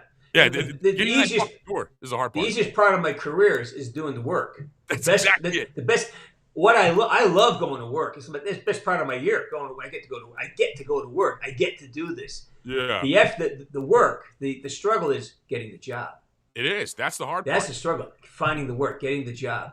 Yeah, because people just like they'll come to my I'll have lawyers come to my I'm in an office space. I don't know why I'm pointing at, you can't see it, but I'm in like an old bank. They turn into office spaces, and like lawyers would come up to me and they'll be like, "Man, I hate my job. I just want to start a podcast." I'm like, "Well, I mean, once you do this, you'll probably hate it too. It's just your outlook, you know." It's like, and it's just like how long it takes to get somewhere. It's like, I go, okay. I was talking to him about it. I'm like, okay, how long did it take you to be a lawyer? And he's like, okay, I went to college, I did this, I did this, I did this. I did internships. I'm like, that's exactly what you got to do for podcasting now. I mean, it's like, go back to that. I started with a Kindle Fire, bro. You know, I was interviewing people on speakerphone with a Kindle Fire, man. Audio only. This fucking radio station out of Texas, I would get fired, rehired. Then I saw this opportunity for podcasting, and like I rode that wave that probably is gone now. Yeah, I rode that wave of like now it's oversaturated. The market's completely fucking oversaturated. Someone like you can start a podcast. You already have an existing name and fan base. But somebody without an existing name or fan base, it's gonna be really fucking hard. Like, it's again, it depends on the outlook. You know, if you're willing to invest, like when I talk to people about becoming an actor, I said the most important thing is forget everything you learned in college, forget it all, go out, find something you're good at, a job, make money, because it's going to take. You may never make a living as an actor. There's very few people. I've been blessed. Only less than 10% of all actors make more than $34,000 a year. And that's guys who you see on regulars on TV, because it's just, you know, you see the Tom Cruises, Kidmans, and they make millions, but that's a very small percentage. It's 0.01%. The average actor makes less than. Most actors and SAG actors make less than $16,000 and live in poverty. So you got to have a way. I'd argue most art is money laundering. So if you see like a famous celebrity doing something, they're pretending like movies made them rich when we know for a fact it's not how to get rich. You know, like I've been in a movie on Netflix, I've been in a movie on Amazon. I'm not rich from that. You know what I mean? It's like, and that's very, most people don't experience that. Well, here's the thing. It's like you have two. There's two veins. The first one is if you're an actor, and if you can take the story from point A to point B, if you can sell the plot line, if you can, get from point A to point B and do it efficiently, then you can have a career and you can make a good living. That's me, all right? Yeah. Then you have, if you're the reason that the movie's getting made or the show's getting made, if you're the reason people are showing up to buy tickets to see it, that's a career. Because now they're coming to you, not because you're a great actor, but because you're visible. And your visibility translates into dollars, into receipts and revenue. And so You either have one or two things. If you're lucky, you become the second, where you become the thing that people want to watch, and then people throw money. You're given offers all the time. But if you're just a guy who's really good at your craft, and it's like being a plumber. You're probably not going to be a billionaire, but man, you can have a good life. If you can make a couple $100,000 a year, and just be good at your job and have a consistent job and live a good life. So if you want to be an artist, you got to have a way to make a living. So you're not trying to grow. You're not trying to put a tree house on a sapling. You got to let that tree grow until it can sustain the weight of your life. And the way you got to nurture it, and that's what I'm saying. You got to slow down. It's not going to happen overnight. It's not going to happen in a year. Give yourself 10 years to get something. I mean, when I transitioned out of hockey, I remember I woke up. I was at summer camp, and I really just hated every kid on the ice. I fucking hated them all. Like I was because they had changed. You know, will you tie my skates? You're fucking 13 years old. Tie your own skates. Why do I go? I don't want to be here. So go to the fucking lake. And he goes, right? And the kid, why is he got to go? Fucking go with him. By the end of the day, I had like 2 kids left in the rink, and I didn't fucking care anymore because I can't make somebody want to learn something. I go, okay, I got to do something else. You know, I can't do this anymore. I got a couple degrees. You know, I could have been a doctor, could have been a lawyer, but that's 12 more years of school. Fuck that. What can I do that I've never had to work a day in my life. I owned a restaurant, I played hockey, coached hockey. That was it. You know, what can I do that I don't have to really work? And when I was playing hockey, I shot a Wheaties commercial. I made a lot of money. And then every now and then I get a commercial, and it was easy money. I said, fuck, I'll be an actor. That's easy money. It is, yeah. And what I did, I just built a plan. I knew that it'd take me about 5 years. And so I owned a restaurant, so I had a thing set up at the restaurant to pay me. So I came to LA, and I was like you. I did because I know for me to learn, I need to do it. I need to make mistakes in a place of low consequence. I need to go fuck up, but not have it cost me. I know that from being a hockey player. Go work on your own and come to practice, but you can't fuck up in practice either because you got to earn your spot. So you have to find a place that's safe to make your mistakes. And then once you get comfortable, then you move. But it takes time. And I knew it's going to take me between 4 and 6 years to really get to a place where I because I had no resume, I had no contacts, I had nothing going for me. So I figured I'm starting zero. So I took every single job came. If someone was shooting me on the corner with the iPhone, laughing at a stop sign, I took the job. I did. The goal was to do one project a week for 2 years, and I ended up doing more. I kept doing it, And after a while, I just became comfortable in it, and that's all you got. Just get in and just get doing it. Just start fucking doing it. Don't wait for permission. There is no permission out there. Yeah, I think a lot of people who live in like self-doubt. They're like, well, what happens if it doesn't work out? I'm like, well, I mean, it's already a bad outlook. Or That's why you need a job. That's why you need a fucking income. Become a plumber. Do something that you can make a living at. And if it doesn't work out, guess what? You got a life. You probably got a family. You got a car. You take care of yourself. There's no dignity in being a struggling artist. There's fucking none. I always felt like there was if I had a backup plan, I'd put too much energy into the backup plan. So I just never had a backup plan. Like a lot of musicians are like this too that I'm friends with. Like they're like they just went all in. But some people, yeah, it's bad. That's probably bad for some people because some people are just delusional bastards. But I mean, but you're still playing the lottery of getting to where you want to be, I guess, because like you know what I mean. It's like this isn't where I would imagine myself, to be honest. But it's like but it's like it's something. I don't know how to describe it. Like I probably want to be a rock star first, and then I wasn't talented, and then I went into comedy. I think so like. But I think that's probably how I view it because I think being a rock star was like very cool when I was a kid. But now it's like not in your situation. But I mean, I'm sure like when I hear like a kid just be like, "Oh, I got a band," I'm like, "Sure you do." I mean, it's just like I'm like, "Sure you fucking do." And the energy changed because I remember being back in when I was a kid in the '90s. I'm like, I got a band. I'm like, "Oh fuck yeah, dude!" Like fuck yeah, like these. I mean, you'd be hyped about it. Now it's just like. I think SoundCloud ruined like the young kids game of music more so because like these oversaturated retards with face tattoos and drug habits and shit took over. Where the talented people went on to like you said and got jobs. Like all the talented people are like fuck, I'm gonna be an engineer or something and take the safe route to where I can feed my family and shit. Or the smart route where you can do both. So That's what my mom basically, said. My mom would agree with you, and then kind of wanted me to do that. And I wish I would have listened to her when I was young. Probably I would have had a better, like, probably 20s. She was always like, "Okay, like, I don't doubt that you're you're going to be able to do this, but you're not right now. So get a job and blah blah blah." And like, I benefited from not listening to that in the long term, but not in the short term. Like, I think in the short term, I had no money for, like, probably till I was like 28. You know what I mean? I was just like, here's the thing. Sorry to cut you off, but here's no, the who thing. cares? It's the podcast. Here's the thing. It's because we don't understand. We don't look at our lives as a bookended situation. All right. So this is how it breaks. Here's how each day breaks down. Let's say you get 8 hours of sleep. Most people that's normal. So that's a lot for some. Okay. That leaves 16 hours in the day. Let's say you then work a job 8 hours. Let's say 9 hours because you have lunch and travel. Let's say 10 hours, lunch and travel time. So now what do you have left? You have 4 hours a day. Do something. So if that 4 hours, you go to the gym. That's 45 minutes. Right? That's all you need. Now you get 2 hours. If you do something 2 hours a day for a year, you'll be fucking good at it. But problem is, we get distracted. You know, we find a girlfriend. A girlfriend we can't afford, or a relationship we don't, because we're afraid to spend time with ourselves and actually, trust that, okay, I'm going to do this and I'm going to give myself this year, and every day I can put 2 hours into my craft. I swear to God, if you as a guitar player, if you play 2 hours a day for a fucking year, you could be Eddie Van Halen. Most people can't sustain the effort.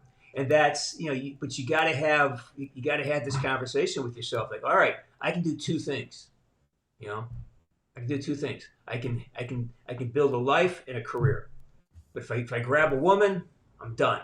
If I go off and have too many side adventures, I'm done. I have to give myself a year, maybe two, to build a launching pad. And then once I've established that routine, that momentum, then I can slowly add things as long as they don't detract from my momentum. And then once you have this tree fully built, or the momentum's really strong, then you can add something else, because you don't need to do as much as you did. You just got to maintain. It's like on a bicycle. What's the hardest part of riding a bicycle? Getting started. Then once you get going, it's easier to pedal, right? You don't have to do as much. And like I said, when you ride your bike, now you can look around and enjoy it a little more, because you're cruising at 10 miles an hour, and slow. And then it becomes a slow build, and all of a sudden you're at a place that, holy shit, how'd I get here? Well, because you just been consistent. Come back, make it full circle. Oh, it makes sense, yeah. And like, I think a lot of it was just not like in my group of friends. I felt like all my friends were funnier and very talented and could have done whatever. I think they all just gave up. I think that's what I see in a lot of people around me. It's like, I think it was just I think the world makes you think that you can't do what you do, or you can't do what I do, or you can't do what half the people. See, again, I got to stop you. I think the world makes you think that. It doesn't. The world's got nothing to do with it. I think it's their parents. No, I think it's their parents. I think it's the school. I think it's much like that. We have power. We have our time. Everything we do. I know that. I don't think they know that. That's what I'm saying. We generate every fucking thought we had. No one makes me feel something. No one makes me think. If someone says a word that is offensive, I don't mean you. I don't mean you. I mean in general. The world. Well, you got to talk to these people, man. You got to see these people, man. Like their parents will get in their fucking head, and then their school get in their fucking head, and everybody will get in their fucking head and tell them. But that's the job. This is what I'm trying to say. We have to. These kids who are suffering with this shit. Someone's got to be there who doesn't beat them on the fuck. Hey, look, man. Whatever you're going through, it's not yours. You got to drop it. That someone handed you a football. And if you're miserable, it's not because you're miserable. It's because you're doing this thing that doesn't feel it. Just drop that football and do something else. That's why you need to have the ability to take care of yourself. So you can get away from your parents. So you can get away from the friends. If you need to, you got to have autonomy. And it starts with knowing that, okay, no one makes me feel anything. No one makes us feel anything. We project and we agree with it. Why do you get mad at something when someone yells at us? Because some part of us agrees with it. That's why we get angry. So the whole thing is, be careful of the words you say. Because Rogers, it's like every fucking word you say is like a portrait being painted of how you want the world to see you. Dude, you are a powerful, interesting dude. if you say the world has control, then you're the world. Then you're a slave to the I world. didn't mean to over me. I meant people perceive that, and I think I agree with you still. But I'm saying, I think we can't have a separation. If it's for them, it's for me. Nobody, I can't say anybody is different. I feel like I was identifying their problem. I'm just saying, like, I think that yeah. They just succumb to the bullshit that we ignored. It's like you have to ignore. I mean, you couldn't get where you're at without ignoring what the fuck, without that criticism. I mean, it's how many people told you couldn't do fucking shit either, but you just don't believe them. That's the difference. And same with me. It's like someone like, you can't do this. I'm like, I already fucking did. Like, shut up. You know, it's like that's how I view the world. But I'm just saying, like, a lot of people get beaten down by it, man. Like, and I want to help them. That's why I address it. I think. Let's try some language. They surrendered to it. They don't get beaten down by it. I agree. They surrender. I agree. They could easily have stood up on this for themselves and said no, but they didn't. They surrendered to it because they gave up their autonomy. It's like they're saying they want someone else to define them, and they want to have their definition from the outside because that's how we are as babies. Yeah. If we don't get our parents to like laugh and take care of us, then we die. So we have to grow out of our infancy, and that's a very difficult task. And I think the grass is always greener type vibe. Where like a lot of my friends have been smart enough to basically get a really well-paying job with minimal work. They just like work from home and do some like minimal shit and make a bunch of money. And I think that's better than what I do, to be honest. Because like I feel like I'm working all the time, and I'm here till I'll probably be editing till the AM hours and shit. But I think there's beauty to both. I think I get to hang out with fucking rock stars and porn stars and all my childhood heroes. And I fucking I drove on the Daytona 500 track this year and fucking it's been to almost every state almost in our area. Like so, I'm very blessed, and I understand that like. I mean, but there's no way, no one way is better. It's just what it is for you. You know what I mean? That's right. That's what I agree. That's what I have to realize because like when I hang out with one of my friends, I go get lunch. I'm like, man, you got to turn it off at 5 p.m. I'm like, you just turn it off and you don't give a fuck about it. You just do other things. I'm like, man, that sounds amazing. I mean, I wish I could just like have that like switch and be like, oh, 5 o'clock. Yeah, that's done. I mean, I have fucking so many emails and messages. Yeah. I have to be around the clock or I'm fucking poor. I mean, that's how I feel. If I'm not answering you, I'm not getting you on my podcast. If I'm not answering these other people, and I reached out first, I'm saying if I'm not answering your fucking responses right away, I'm not having you on the. I mean, so I got to make sure I'm on this shit. And Anthony, you are a business. Basically, I mean, you are too. You are a business. You're running a business. Exactly that. You're an executive of a company that has a lot of moving parts. And a couple businesses at this point too. I mean, I have real estate. I have fucking an ad agency. I have fucking like whatever the fuck this is. For my entire life, because I've always been able to do things that I love. You know, as an athlete, I played hockey. You got that vibe. You have the sincere, authentic vibe. I think that's what it is. And I've always been able to do things, and I've been always able to figure out how to get it done. You know, didn't get rich out of any of them, but I was able to make a living as an athlete. I mean, rich is subjective. Rich is subjective. You're in an expensive town. If you sold your fucking house and moved here, you'd be rich. But the point is that I'm trying to make is that I forgot my fucking point. Doesn't matter. This is a podcast. This isn't even real. This is a podcast. No, it's real. It's a fucking conversation. I mean, again, I hope we're not boring the fuck out of your audience. I know they turned in for Call of Duty shit, but it's turned into this much more interesting conversation for me. I think it's interesting. No, I think it's way better too. Like, and it's funny. It's funny because like, they wouldn't be here if they're bored. They start leaving when it's like later. But it's like he's like. Any comments? Any questions? Somehow I don't have any fucking comments. That's weird as fuck. That's weird. For how many people are watching, that is weird actually. How many people are watching? Because it says 2 here. 2 on Rumble, 2 on Twitch, 2 on X, then 1.3 thousand on my clips page for YouTube, and then 300 on Facebook. I was looking at like 1,600 total. That is weird. There's not usually a comment. But why is people watching their fucking TV though too, man? They'll just like they'll have on their phone like full fucking thing, so it's hard to. I guess I don't. I'm just guessing. I don't watch the show. You know, I've never once watched the show, but no, it's like the podcast thing is just radio, right? It's just fucking radio and TV merged into one and like a new platform. It's like we're just doing the same shit we've always done, you know? It's just like they act like it's so innovative. I'm like, this has been happening for centuries. I mean, like it started with like you had Homer back in the day tell the story of the Iliad and the Odyssey. You know, it's like at least it's been documented for fucking centuries. Is all people do is talk for entertainment, and to other people, it's just become more accessible and globalized and easier. Storytelling. We're telling stories. Oh, we are, yeah. we're comparing notes. We're just like, well, yeah, what'd you do? You know, like it's just telling, yeah, just comparing notes and stuff, man. Like, you ever been to St. Louis? I have. Where at? What part? I've driven through it. Oh, okay. Never stopped, John. Never stopped. I don't have people there. You seen the Arch, I guess? Yes, we drove through a couple times. We drove through and I slowed down to see the Arch. But I've never been to St. Louis. I was in Missouri this summer, though. What part? Can't remember. Fuck. I'm 4 blocks from the Arch. I'm basically right by the Arch. Oh, I wasn't. It was. I think we're south of St. Louis, way south. Way south. Okay. It's like Oklahoma, right in the border of Missouri and Oklahoma. I think it's Arkansas and then Oklahoma. Oh wait, hang on. Oklahoma. Let me look at a map real fast. I think I have to go through Arkansas to Oklahoma. No, Oklahoma's right there. Yeah, you're right. So it's very close up where I was. It's very close to Oklahoma.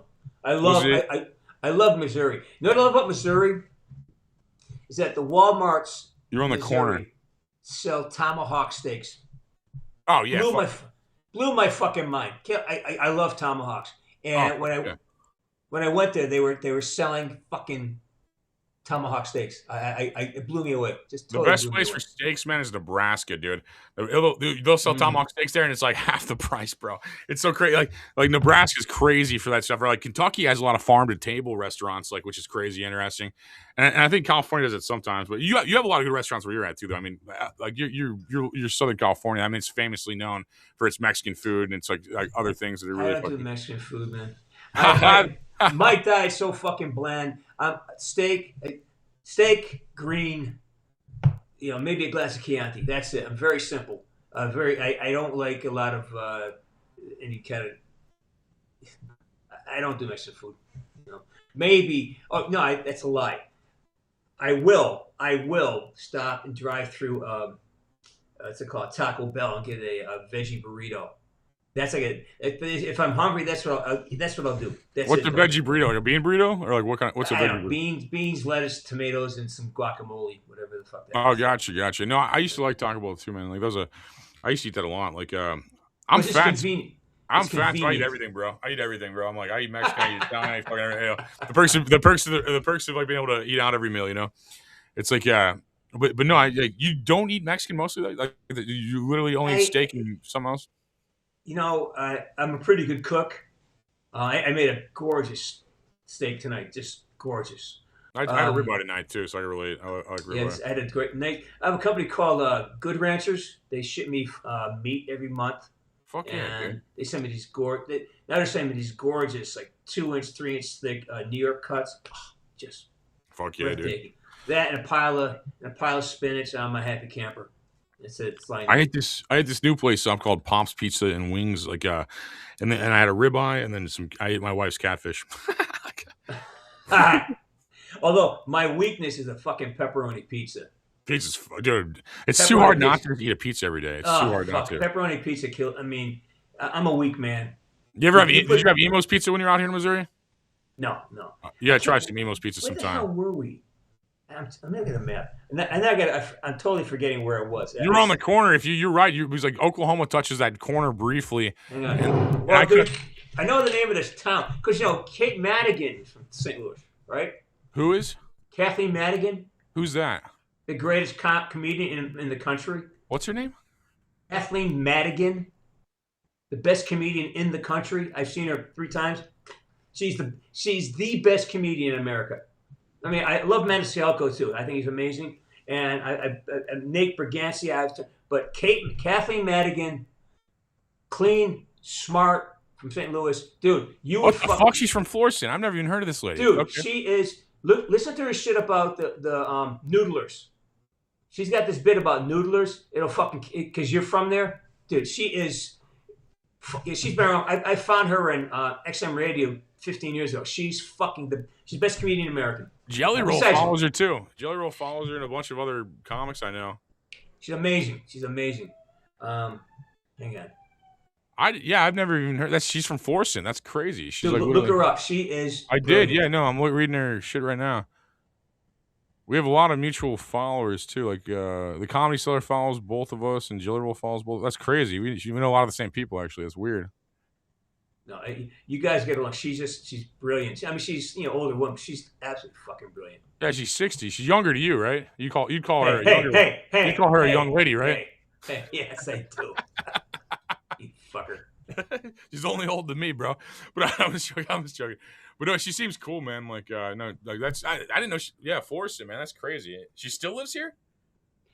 Well, her parents lived. I don't know. I think she lives in California, but she's from there, and a lot of her material comes about her family and growing up in Missouri. She's just fucking brilliant. That's badass, man. Like, I just learned something new about somebody. Everybody always asks me who like the biggest comedian is here, though. Like, so somebody my friend last night goes, "You're probably the biggest comedian here." I'm like, "Nah, we got Nikki Glazer, we got this person, we got this person." I was like, yeah,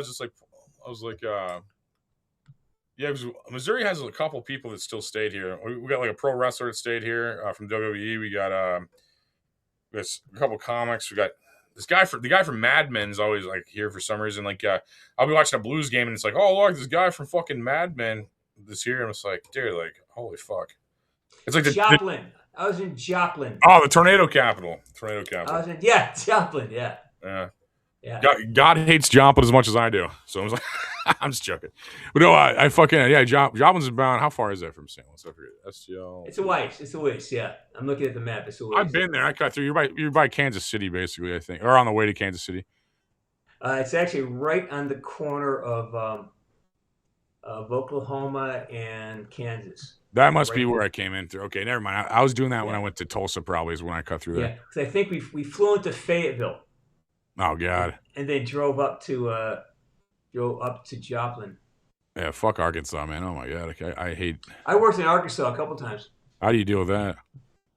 I loved it. Well, and then when you're working as an actor and you travel, it's great. I mean, I love. We were in Little Rock. It's great. It's crazy shoot. It's this insane little horror film. It was great. Early in my career, it was a blast.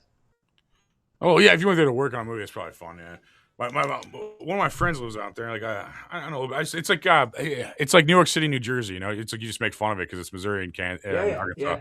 It's like one of those things. Like it's just you make fun of Illinois and you make fun of Arkansas because you're from Missouri. That's like that. That's like a standard here. We just like make fun of all the states we're around. We're like fuck that state. It's like during the Civil War we tried to take over Kansas. That's how much we hate the other cities, the states around it. Missouri didn't even take any part in the Civil War other than trying to take Kansas. Yeah, well, that's one of her routines too. She goes, Missouri is a purple state for something. Dude, look, she has a show called one of her specials called Bothering Jesus. She's kills it. And there's Kathleen Madigan, Mad Again. Genius. You and your wife are gonna love her. She's amazing. She's absolutely amazing. She's been doing it. She's got 5 specials out. She's great. I just followed her on Instagram. I'm gonna fucking like follow through. And if she lives out here, I'm gonna have her on the show because I want to know some good comics on here. Tell her she comes here that I want to take her out to dinner. I'll tell her you love her. Okay, I'll tell you. I'll be like, I'll tell her. She's like, well, I know she lives here. I know she's done, but I would, I'm like, have you ever seen Black Ops 2? Have you ever played Black Ops 2? I'm like, yeah, well, that guy, he fucking loves you, and he wants you to know that, and he wants you to meet him in Burbank right now. We're actually gonna pay for your guys' first date. We're actually that's where the show's actually gonna pay for your guys' first date. We're gonna send you to the Sizzler and fucking like here. We're sending you the finest Applebee's in Burbank, and we're gonna fucking for your guys' first date, and we're gonna live stream the whole thing. We're live. Doesn't that sound like what's happening everywhere you go? It's like that's just what's going on now. It's like Burbank's nice, though. That's where Warner Bros. Was based there at one point, or might still be, right? In the Warner Bros. There, the record label. Yeah, I landed here because I retired. I didn't really want to worry about having to pay rent, so I got a great place. You said you're retarded? You're retarded? Yeah, I'm retarded. I got retarded last year. Well, it was revealed. The retardation was revealed 2 years ago. So, yeah. Thanks for pointing that out. The R slur, bro. Have you heard someone be like, "Did you just say the R slur?" I'm like, "Oh my." Yeah, I fucking did. So what? Yeah, I fucking did. What's the problem? Yeah. Don't act like one. Yeah, I'm like, did you say the R slur? I'm like, shut up, faggot. And then they get mad about faggot. You change the you change the momentum. You're just like, you have to change the momentum. Like, dude, like, what happened to free speech, bro? Isn't that crazy how fast like that generation cocked? Like, everybody's like, well, I guess Massa said I got to say these words now. It's when, again, I attribute it to the stripping away of masculine capability. Picking up hammer, nail, screwdriver, power saw. The minute we put our value into others people's opinions and not into our capabilities, then we're lost. We lost everybody, because now you're dependent on somebody validating us, as opposed to, here's what I'm doing, here's how I'm doing it. And if you don't like it, God bless you, man. Move on. People don't know how to act about that, because I noticed that, because like I was at a graduation, and like and this lady was trying to save like 3 rows or some shit, and I just sat there, and then she's like, "You can't do that." I'm like, "I literally am fucking doing that. I don't know what the." And these kids like turn around, like I don't like that. I'm like, "I don't care what you like." It's just like, what the fuck? Yeah, not my problem. Not my they just problem. turned around, and then like nobody knew what to do. She sent her husband at me. She sent her husband at me, and I'm like fucking 6 fucking foot something, 300 fucking pounds. Yeah. He comes up to me like, sister. He's like, what happened? I'm like, oh, your wife's being crazy. I don't know. She claims she owns. She built and owns these seats or something. I don't know. He goes, I know. He just like agreed with me. The answer is, look, don't get beat up because of your wife. All right. Yeah, Don't let your wife write a check that you have to cash. Okay. He just agreed with me. But that's what I'm saying. It's such a standout moment to like people that are so obedient. Like a person, because like so many people think just because you tell them to do something, you're supposed to do it or something, and then like they're so afraid of like losing their job and fucking whatever the fuck. Like that's where I think that's mostly where it's at. I think most people don't want to lose their good job. Like my smart friends don't have social media because of that. Like they won't even use social media because they don't want something to come back and fuck them over later. I got one for you. This is just profound. Where the fuck? So I think it was a car rental place, and no, where was it? I gotta get this right. Where was this? No, I was at a CVS in Massachusetts, another place where people have just gone fucking stupid, and they have this check-in system now. There's nobody in line. I mean, it's an empty. No, I fucking no. It's fucking Harbor Freight, Harbor fucking Freight, and I've gone to this Harbor Freight fucking 100 times. Now they got this new check-in system. You kind of got to do your own check-in stuff, right? And there's nobody in line.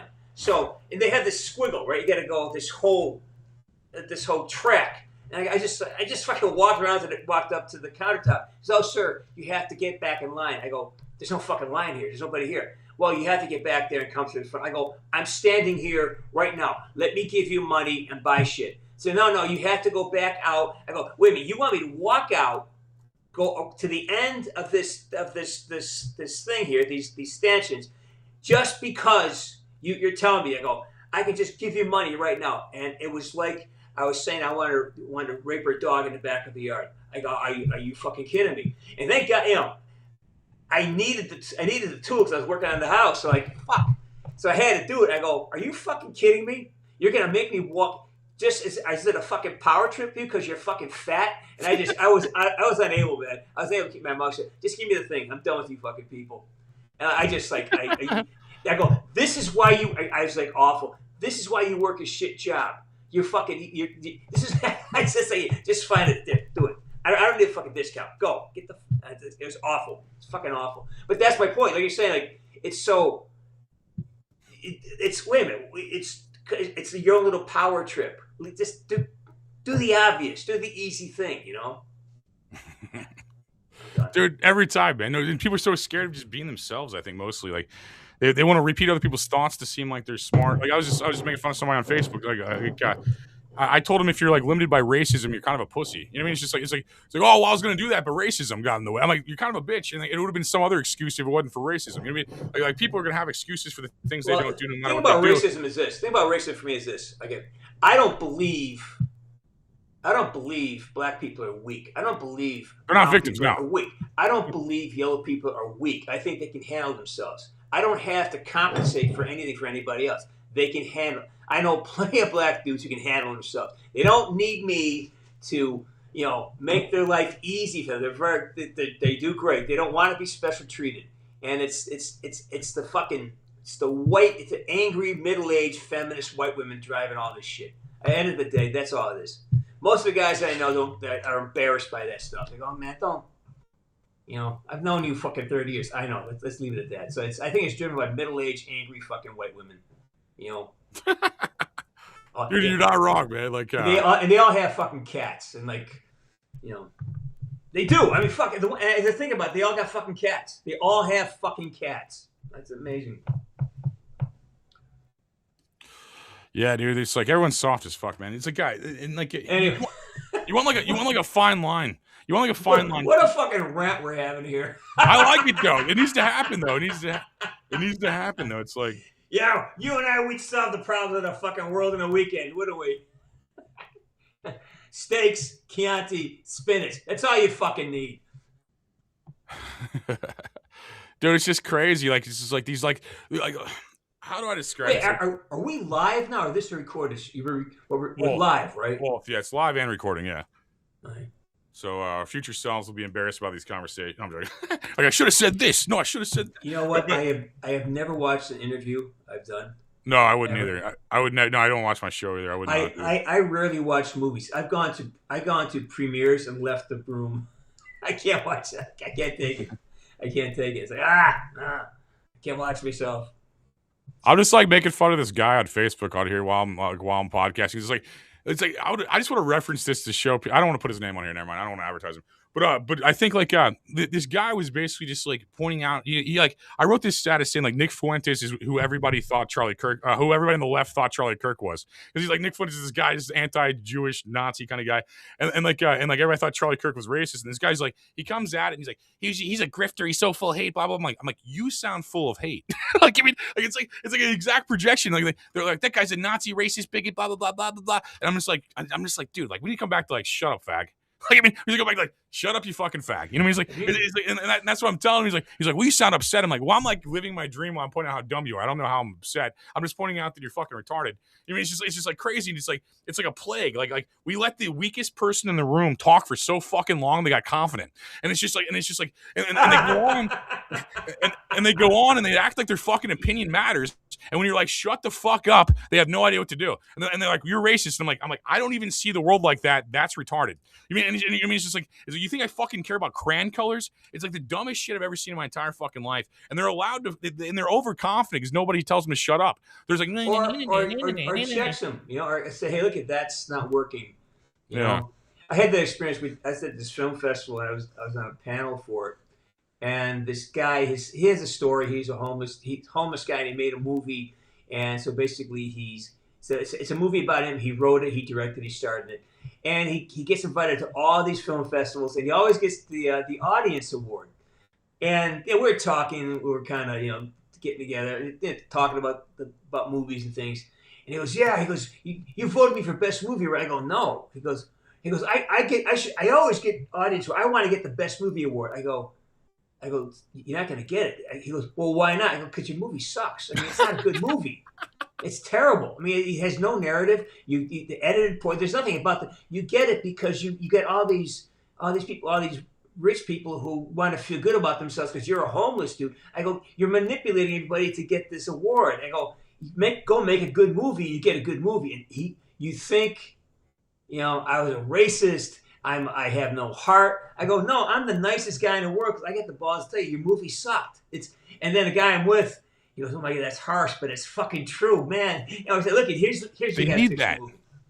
Well, it's if you don't get correction, if you don't get it, how is this? Like, if you did a bunch of jokes and no one laughed and no one got back to you, say, that worked, that didn't work, you wouldn't know it worked. You got to know how you're affecting the world, right? And then you can adjust what you want the outcome to be, right? Because you got to make your own internal adjustments.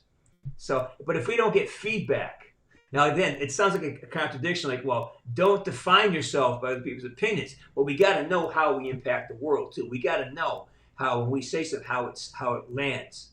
I know if I want to have rapport, I've got to figure out. You and I have a rapport. We can talk in a certain level. There are other people I wouldn't dare have this conversation with. I know they get bent out of shape and they wouldn't be able to handle being in the same space with me. So you got to know who you're dealing with and what you want what outcome you want. And if you don't care about the outcome, or if you do care about the outcome, right? So this understanding how we impact the world is very important. I think that's true. Yeah, and I want to bully the narrative differently. I like when I'm in St. Louis, for example. Like I moved here about. I mean, I had an office here about 2 years, but I moved here about I don't know August or so. And then like everyone's scared of being here. So what you do is you get rid of the people they're scared of. You know what I mean? Like for example, I feel like I just bully all the people are scared of. I mean, I'm like I'll just like and I basically. I listen to the homeless and I help them out. I help them get phones. I help them get jobs. I bust them out of here. I do a lot of fucking things to improve the area downtown. And I think just being here is the strongest thing you could do. Is basically just being like, oh hey, what's up? And then like being like, oh no, I'm not gonna give you money, and you scare tourists. Like actually, you're scaring the tourists and you're ruining the local economy.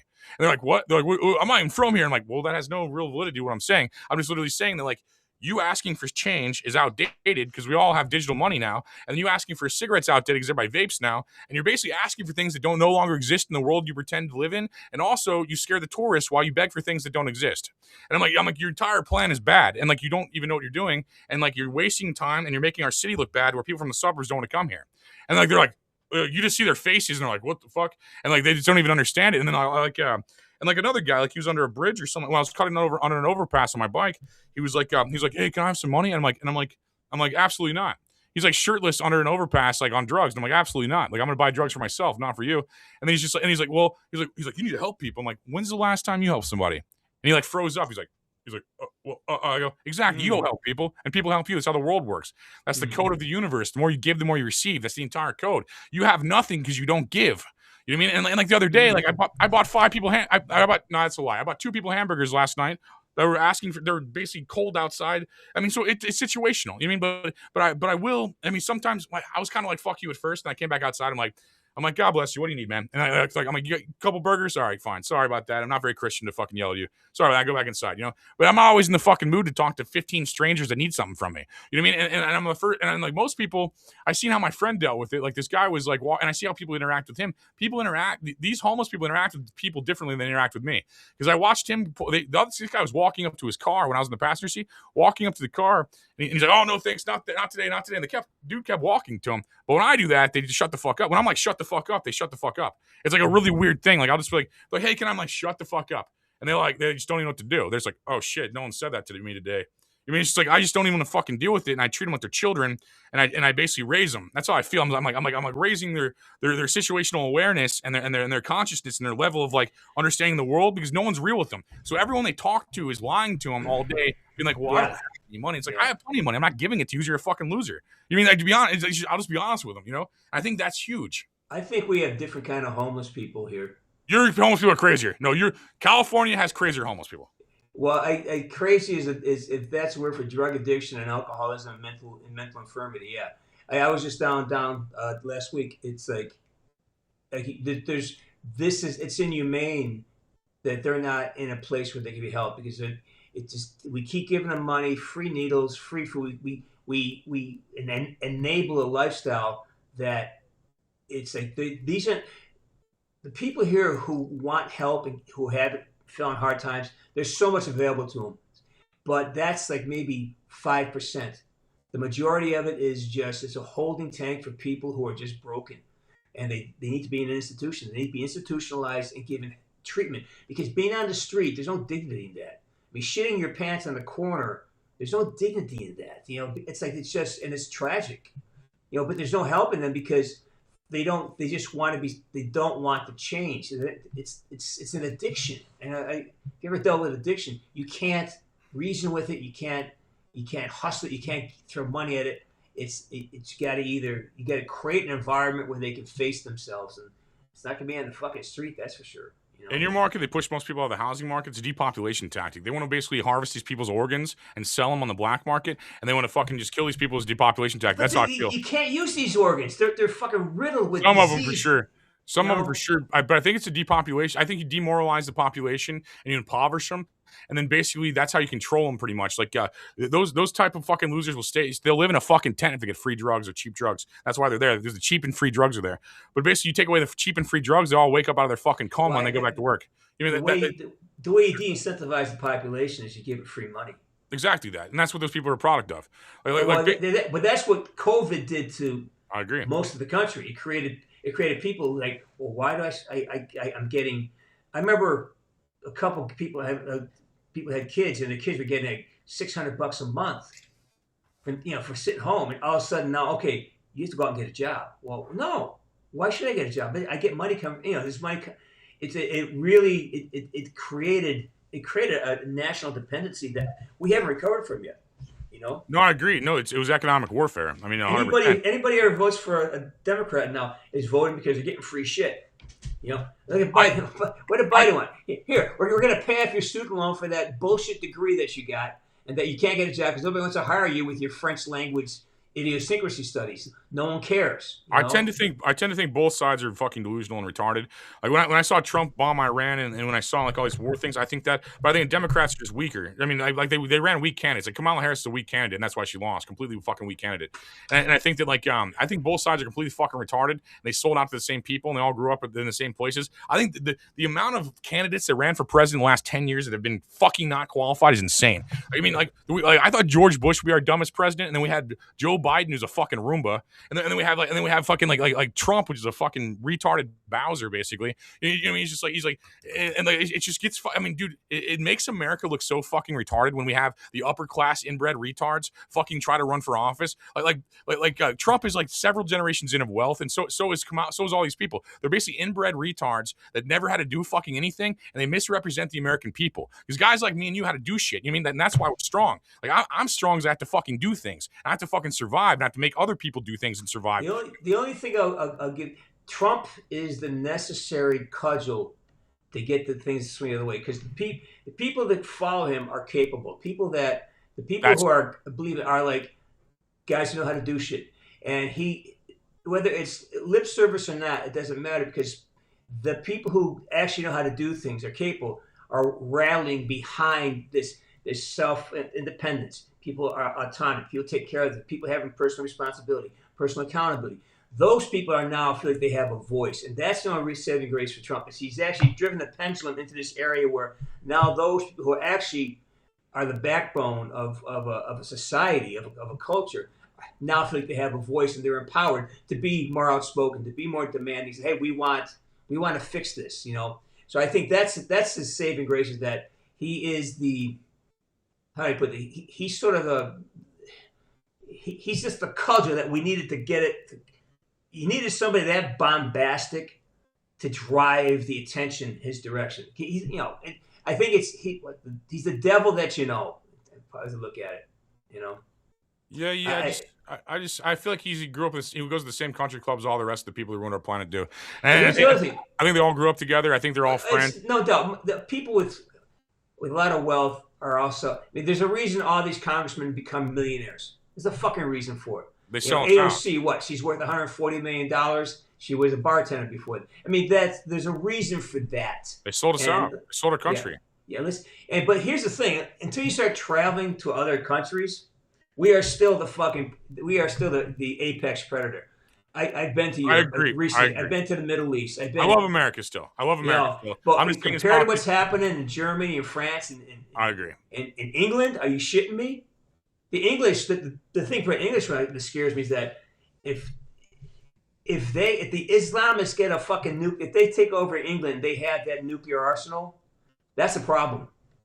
That's a fucking problem for me, because I don't trust it. I don't trust what's happening over there, and I can only talk to the people I know who come on my channel. We speak, and my boots on the ground information is that things are actually worse than what we see on our feeds on X and where do you get your information at. There's a couple of gals that it's actually worse. So from where we're at and where we're at, and I have a couple of people in Germany. It's actually worse than what you're seeing, and that bothers me. And I know, I always discount things, but when you hear enough, all of a sudden the information builds up. And go, wow, that seems to be trending towards. There's a big problem over there. Yeah, I think America is the best country that ever existed. I think I'm not America first. I'm America first, second, third, fourth, fifth, sixth, second, all the way to 196. I think all other countries are a fucking joke compared to us. But I think that basically, to be honest, I think that. But I think that also we should improve and stop getting like silver spoon fucking inbred retards in office. And I think if you have a picture of Ghislaine Maxwell or Jeffrey Epstein, you disqualify from any politician job ever. If cancel culture exists, it should be anyone that's on that Epstein list. That should be cancel culture. And I think basically, and Trump has a picture of them, and so does Kamala. I mean, both these people across the fucking board sold us out, and they're all friends. And they laugh at us because they think we're fucking dumb. They think we don't see that shit. You mean they all went to the same? They all have a fucking house in the fucking Hamptons. They all fucking talk to each other. They're all the same fucking retards that sold us out. You know what I mean? They sold our fucking factories in the 70s and took America for being a manufacturing giant. They ruined the fucking value of the dollar with their interest rates and their inflation.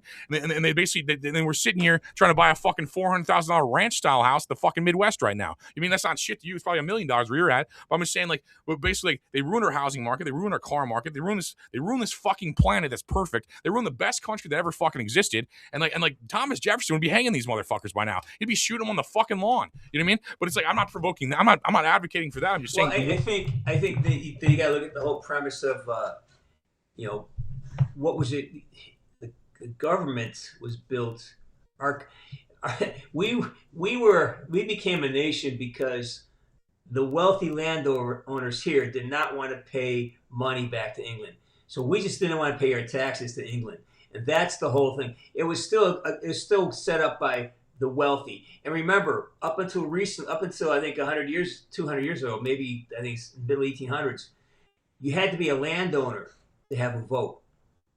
That was the thing that got changed, right? But you had to be like a landowner. You had to have a certain amount of land before you're allowed to vote. I think if my history. No, you're right. No, you were. You had to be a landowner at one point. Which I mean, I own land. I agree with that. I think you should be. I think if you have no skin in the game, what are you voting for?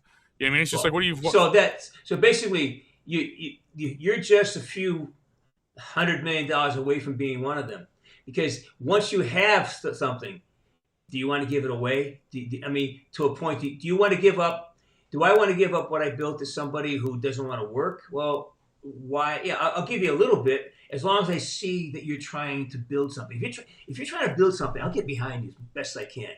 But if you're just kind of using resources, and just becoming absorbing resources without creating something for yourself, I can't support that. Can't support it. I don't necessarily support anybody. I think everybody's fucking retarded. But I think I'm pretty across the board. It's like, but you're right. I mean, if I had $100 million, would my point of view change? It probably would.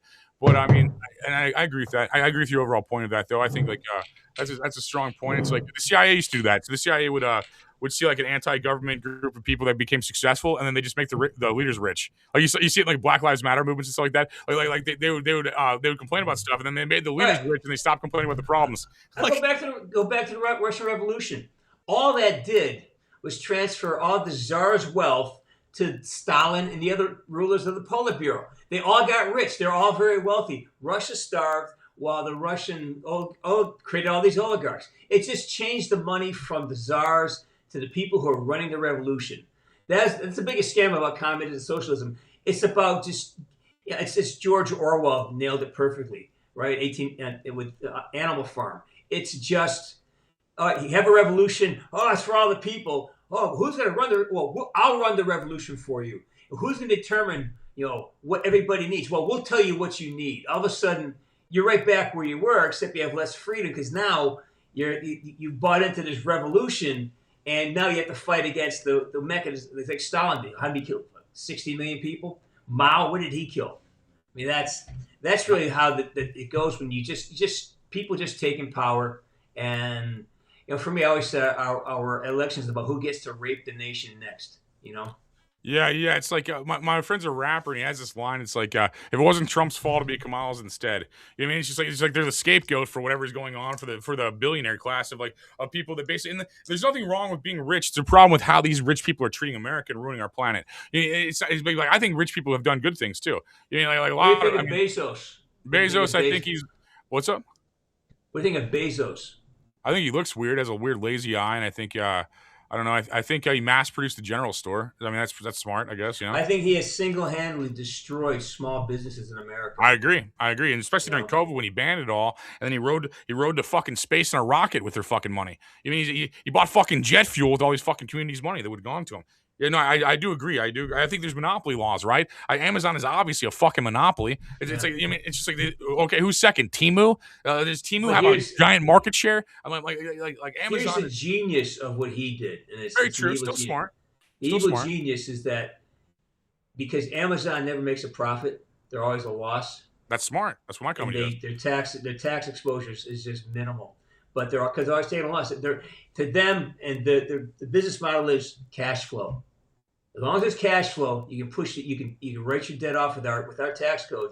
You can write the debt off, or you can set it up. So as long as there's cash flow, they're going to be okay. And the cash flow is in the trillions, So there's always cash flow. It's the value of the stock that matters. That's where their money is by pumping the stock value up. It's it's all fake. It's all fake. The money's printed and then it's given you at an interest rate, and it's like they need to pay taxes on it. It's just fucking all fake and dumb. And it's like, but it's a good system. It just needs to not be. Like, the problem is our system is fine. The people are exploiting it. That's mostly what it is. So it's like people are like, oh, we need to do all this. Like you have all these like 19-year-olds be like, oh, communism. I'm like, you would be in the fucking gulag in 10 seconds because you're not useful.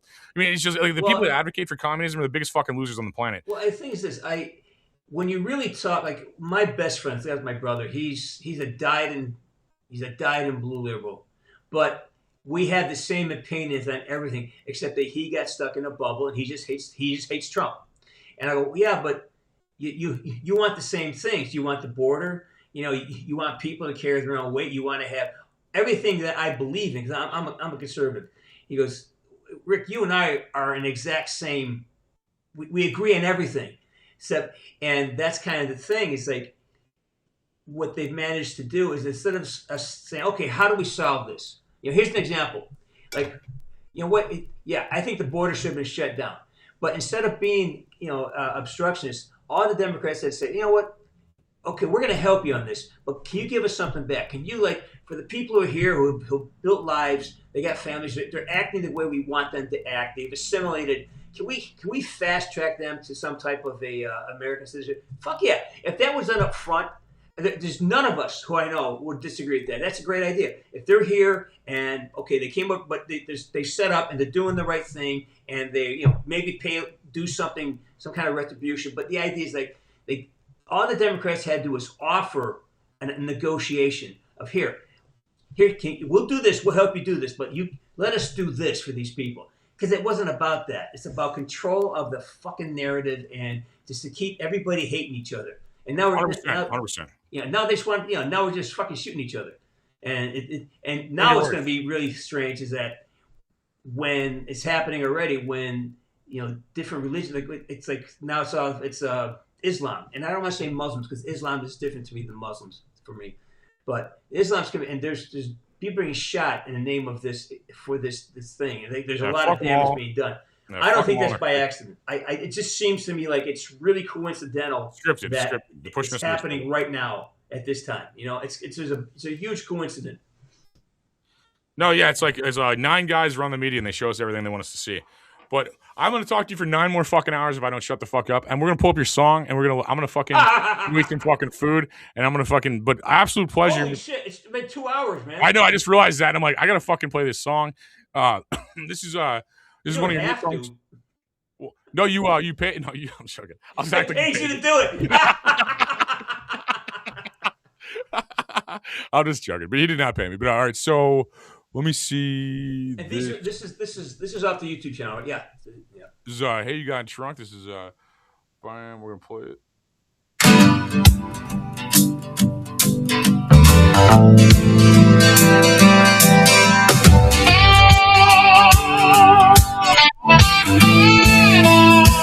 Oh, you can guitar on there.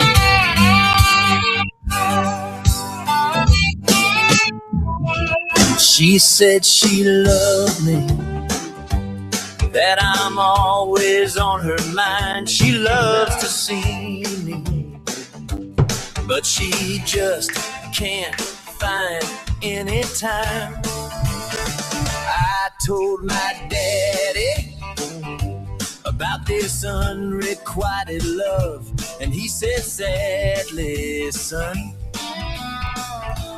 you are stuck in the mud. And he said, hey, what the hell? You got a truck, you got 4-wheel drive, but you're spinning in the muck. Yeah, what the hell? Oh, what the?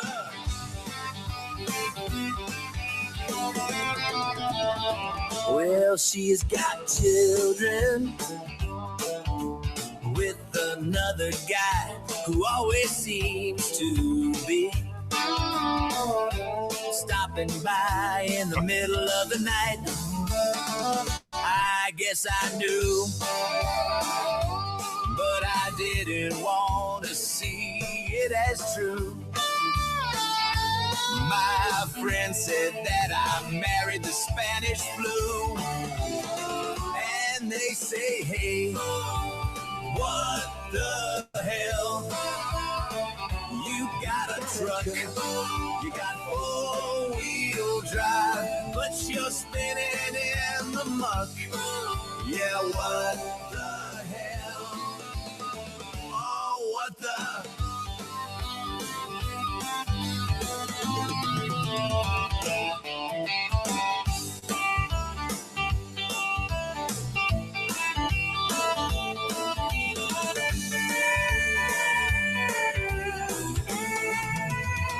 She got my money, got my vinyl records too. She got the house and my lawyer. Well, she retired in Peru. And she said, hey, what the hell? You got a truck, you got four-wheel drive, but you're spinning in the muck. Yeah, what the hell? You just got.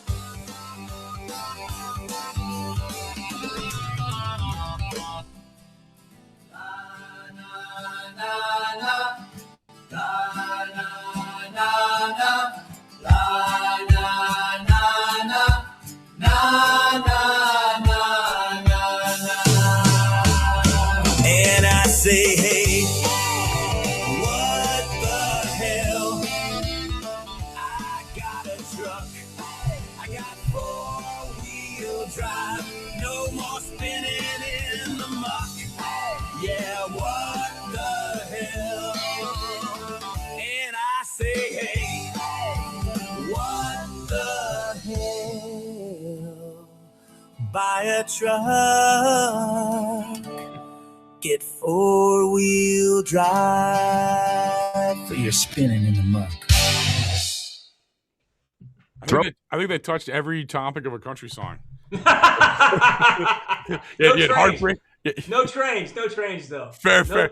What a great song though, bro. That was good as fuck, man. I like that, man. It sounded good. Oh, good. I'm glad you liked it. Thank you. That was cool, man. Anything else you want to throw out before we get out of here, before I take up your entire life on this podcast? Like, holy fuck. Yeah. Keep watching. I've got an album. The album's called My Father's Map. I think there's some really great songs on there. It's gonna be loading up probably this week before Christmas, and then I should have it available. The download happens mid-January, and it should be everywhere. It's going to be on Spotify. It's like this song's everywhere. Fuck yeah, man. And you can go to my website, jamescburns.com. It'll be on there. I'll have access to it there. And I'm on Bandcamp. You know, it's around. I'm around. I appreciate you, brother. Thanks for coming on here, man. And Anthony, it's always a pleasure. I love talking to you. You and I could talk for fucking hours. No, it flew by, and I realized the time. I'm like, man, I need to eat food and do a couple things still. I'm like, damn. I really hope one day we get to do a show together. I think it'd be a fucking blast. Yeah, a live show. I'll be down with that. I'll be down. You want to host one of my comedy shows when I come out that way? Fuck yeah, sure. They'd love that shit. Clubs would probably love that. I'll probably get you paid off that. But dude, I'm down. Yeah, be in touch. Have you jump back on if you got some more stuff to promote or whatever. And thank you all for watching on a fucking Wednesday night, spending time watching this. I appreciate that. And if you're listening later, you're just not as cool as the people that watch live. But I do appreciate you listening later too, you know. And thank you for letting each and every one of my dreams come true. Because without you watching this, without James here today, being an awesome guest from one of my favorite video games of all time, this would be fucking delusional. And this would be a Zoom call without you guys watching. So I appreciate it all. And God bless all of you. May all your dreams come true. And may you all get as good looking and successful as me one day. Bam.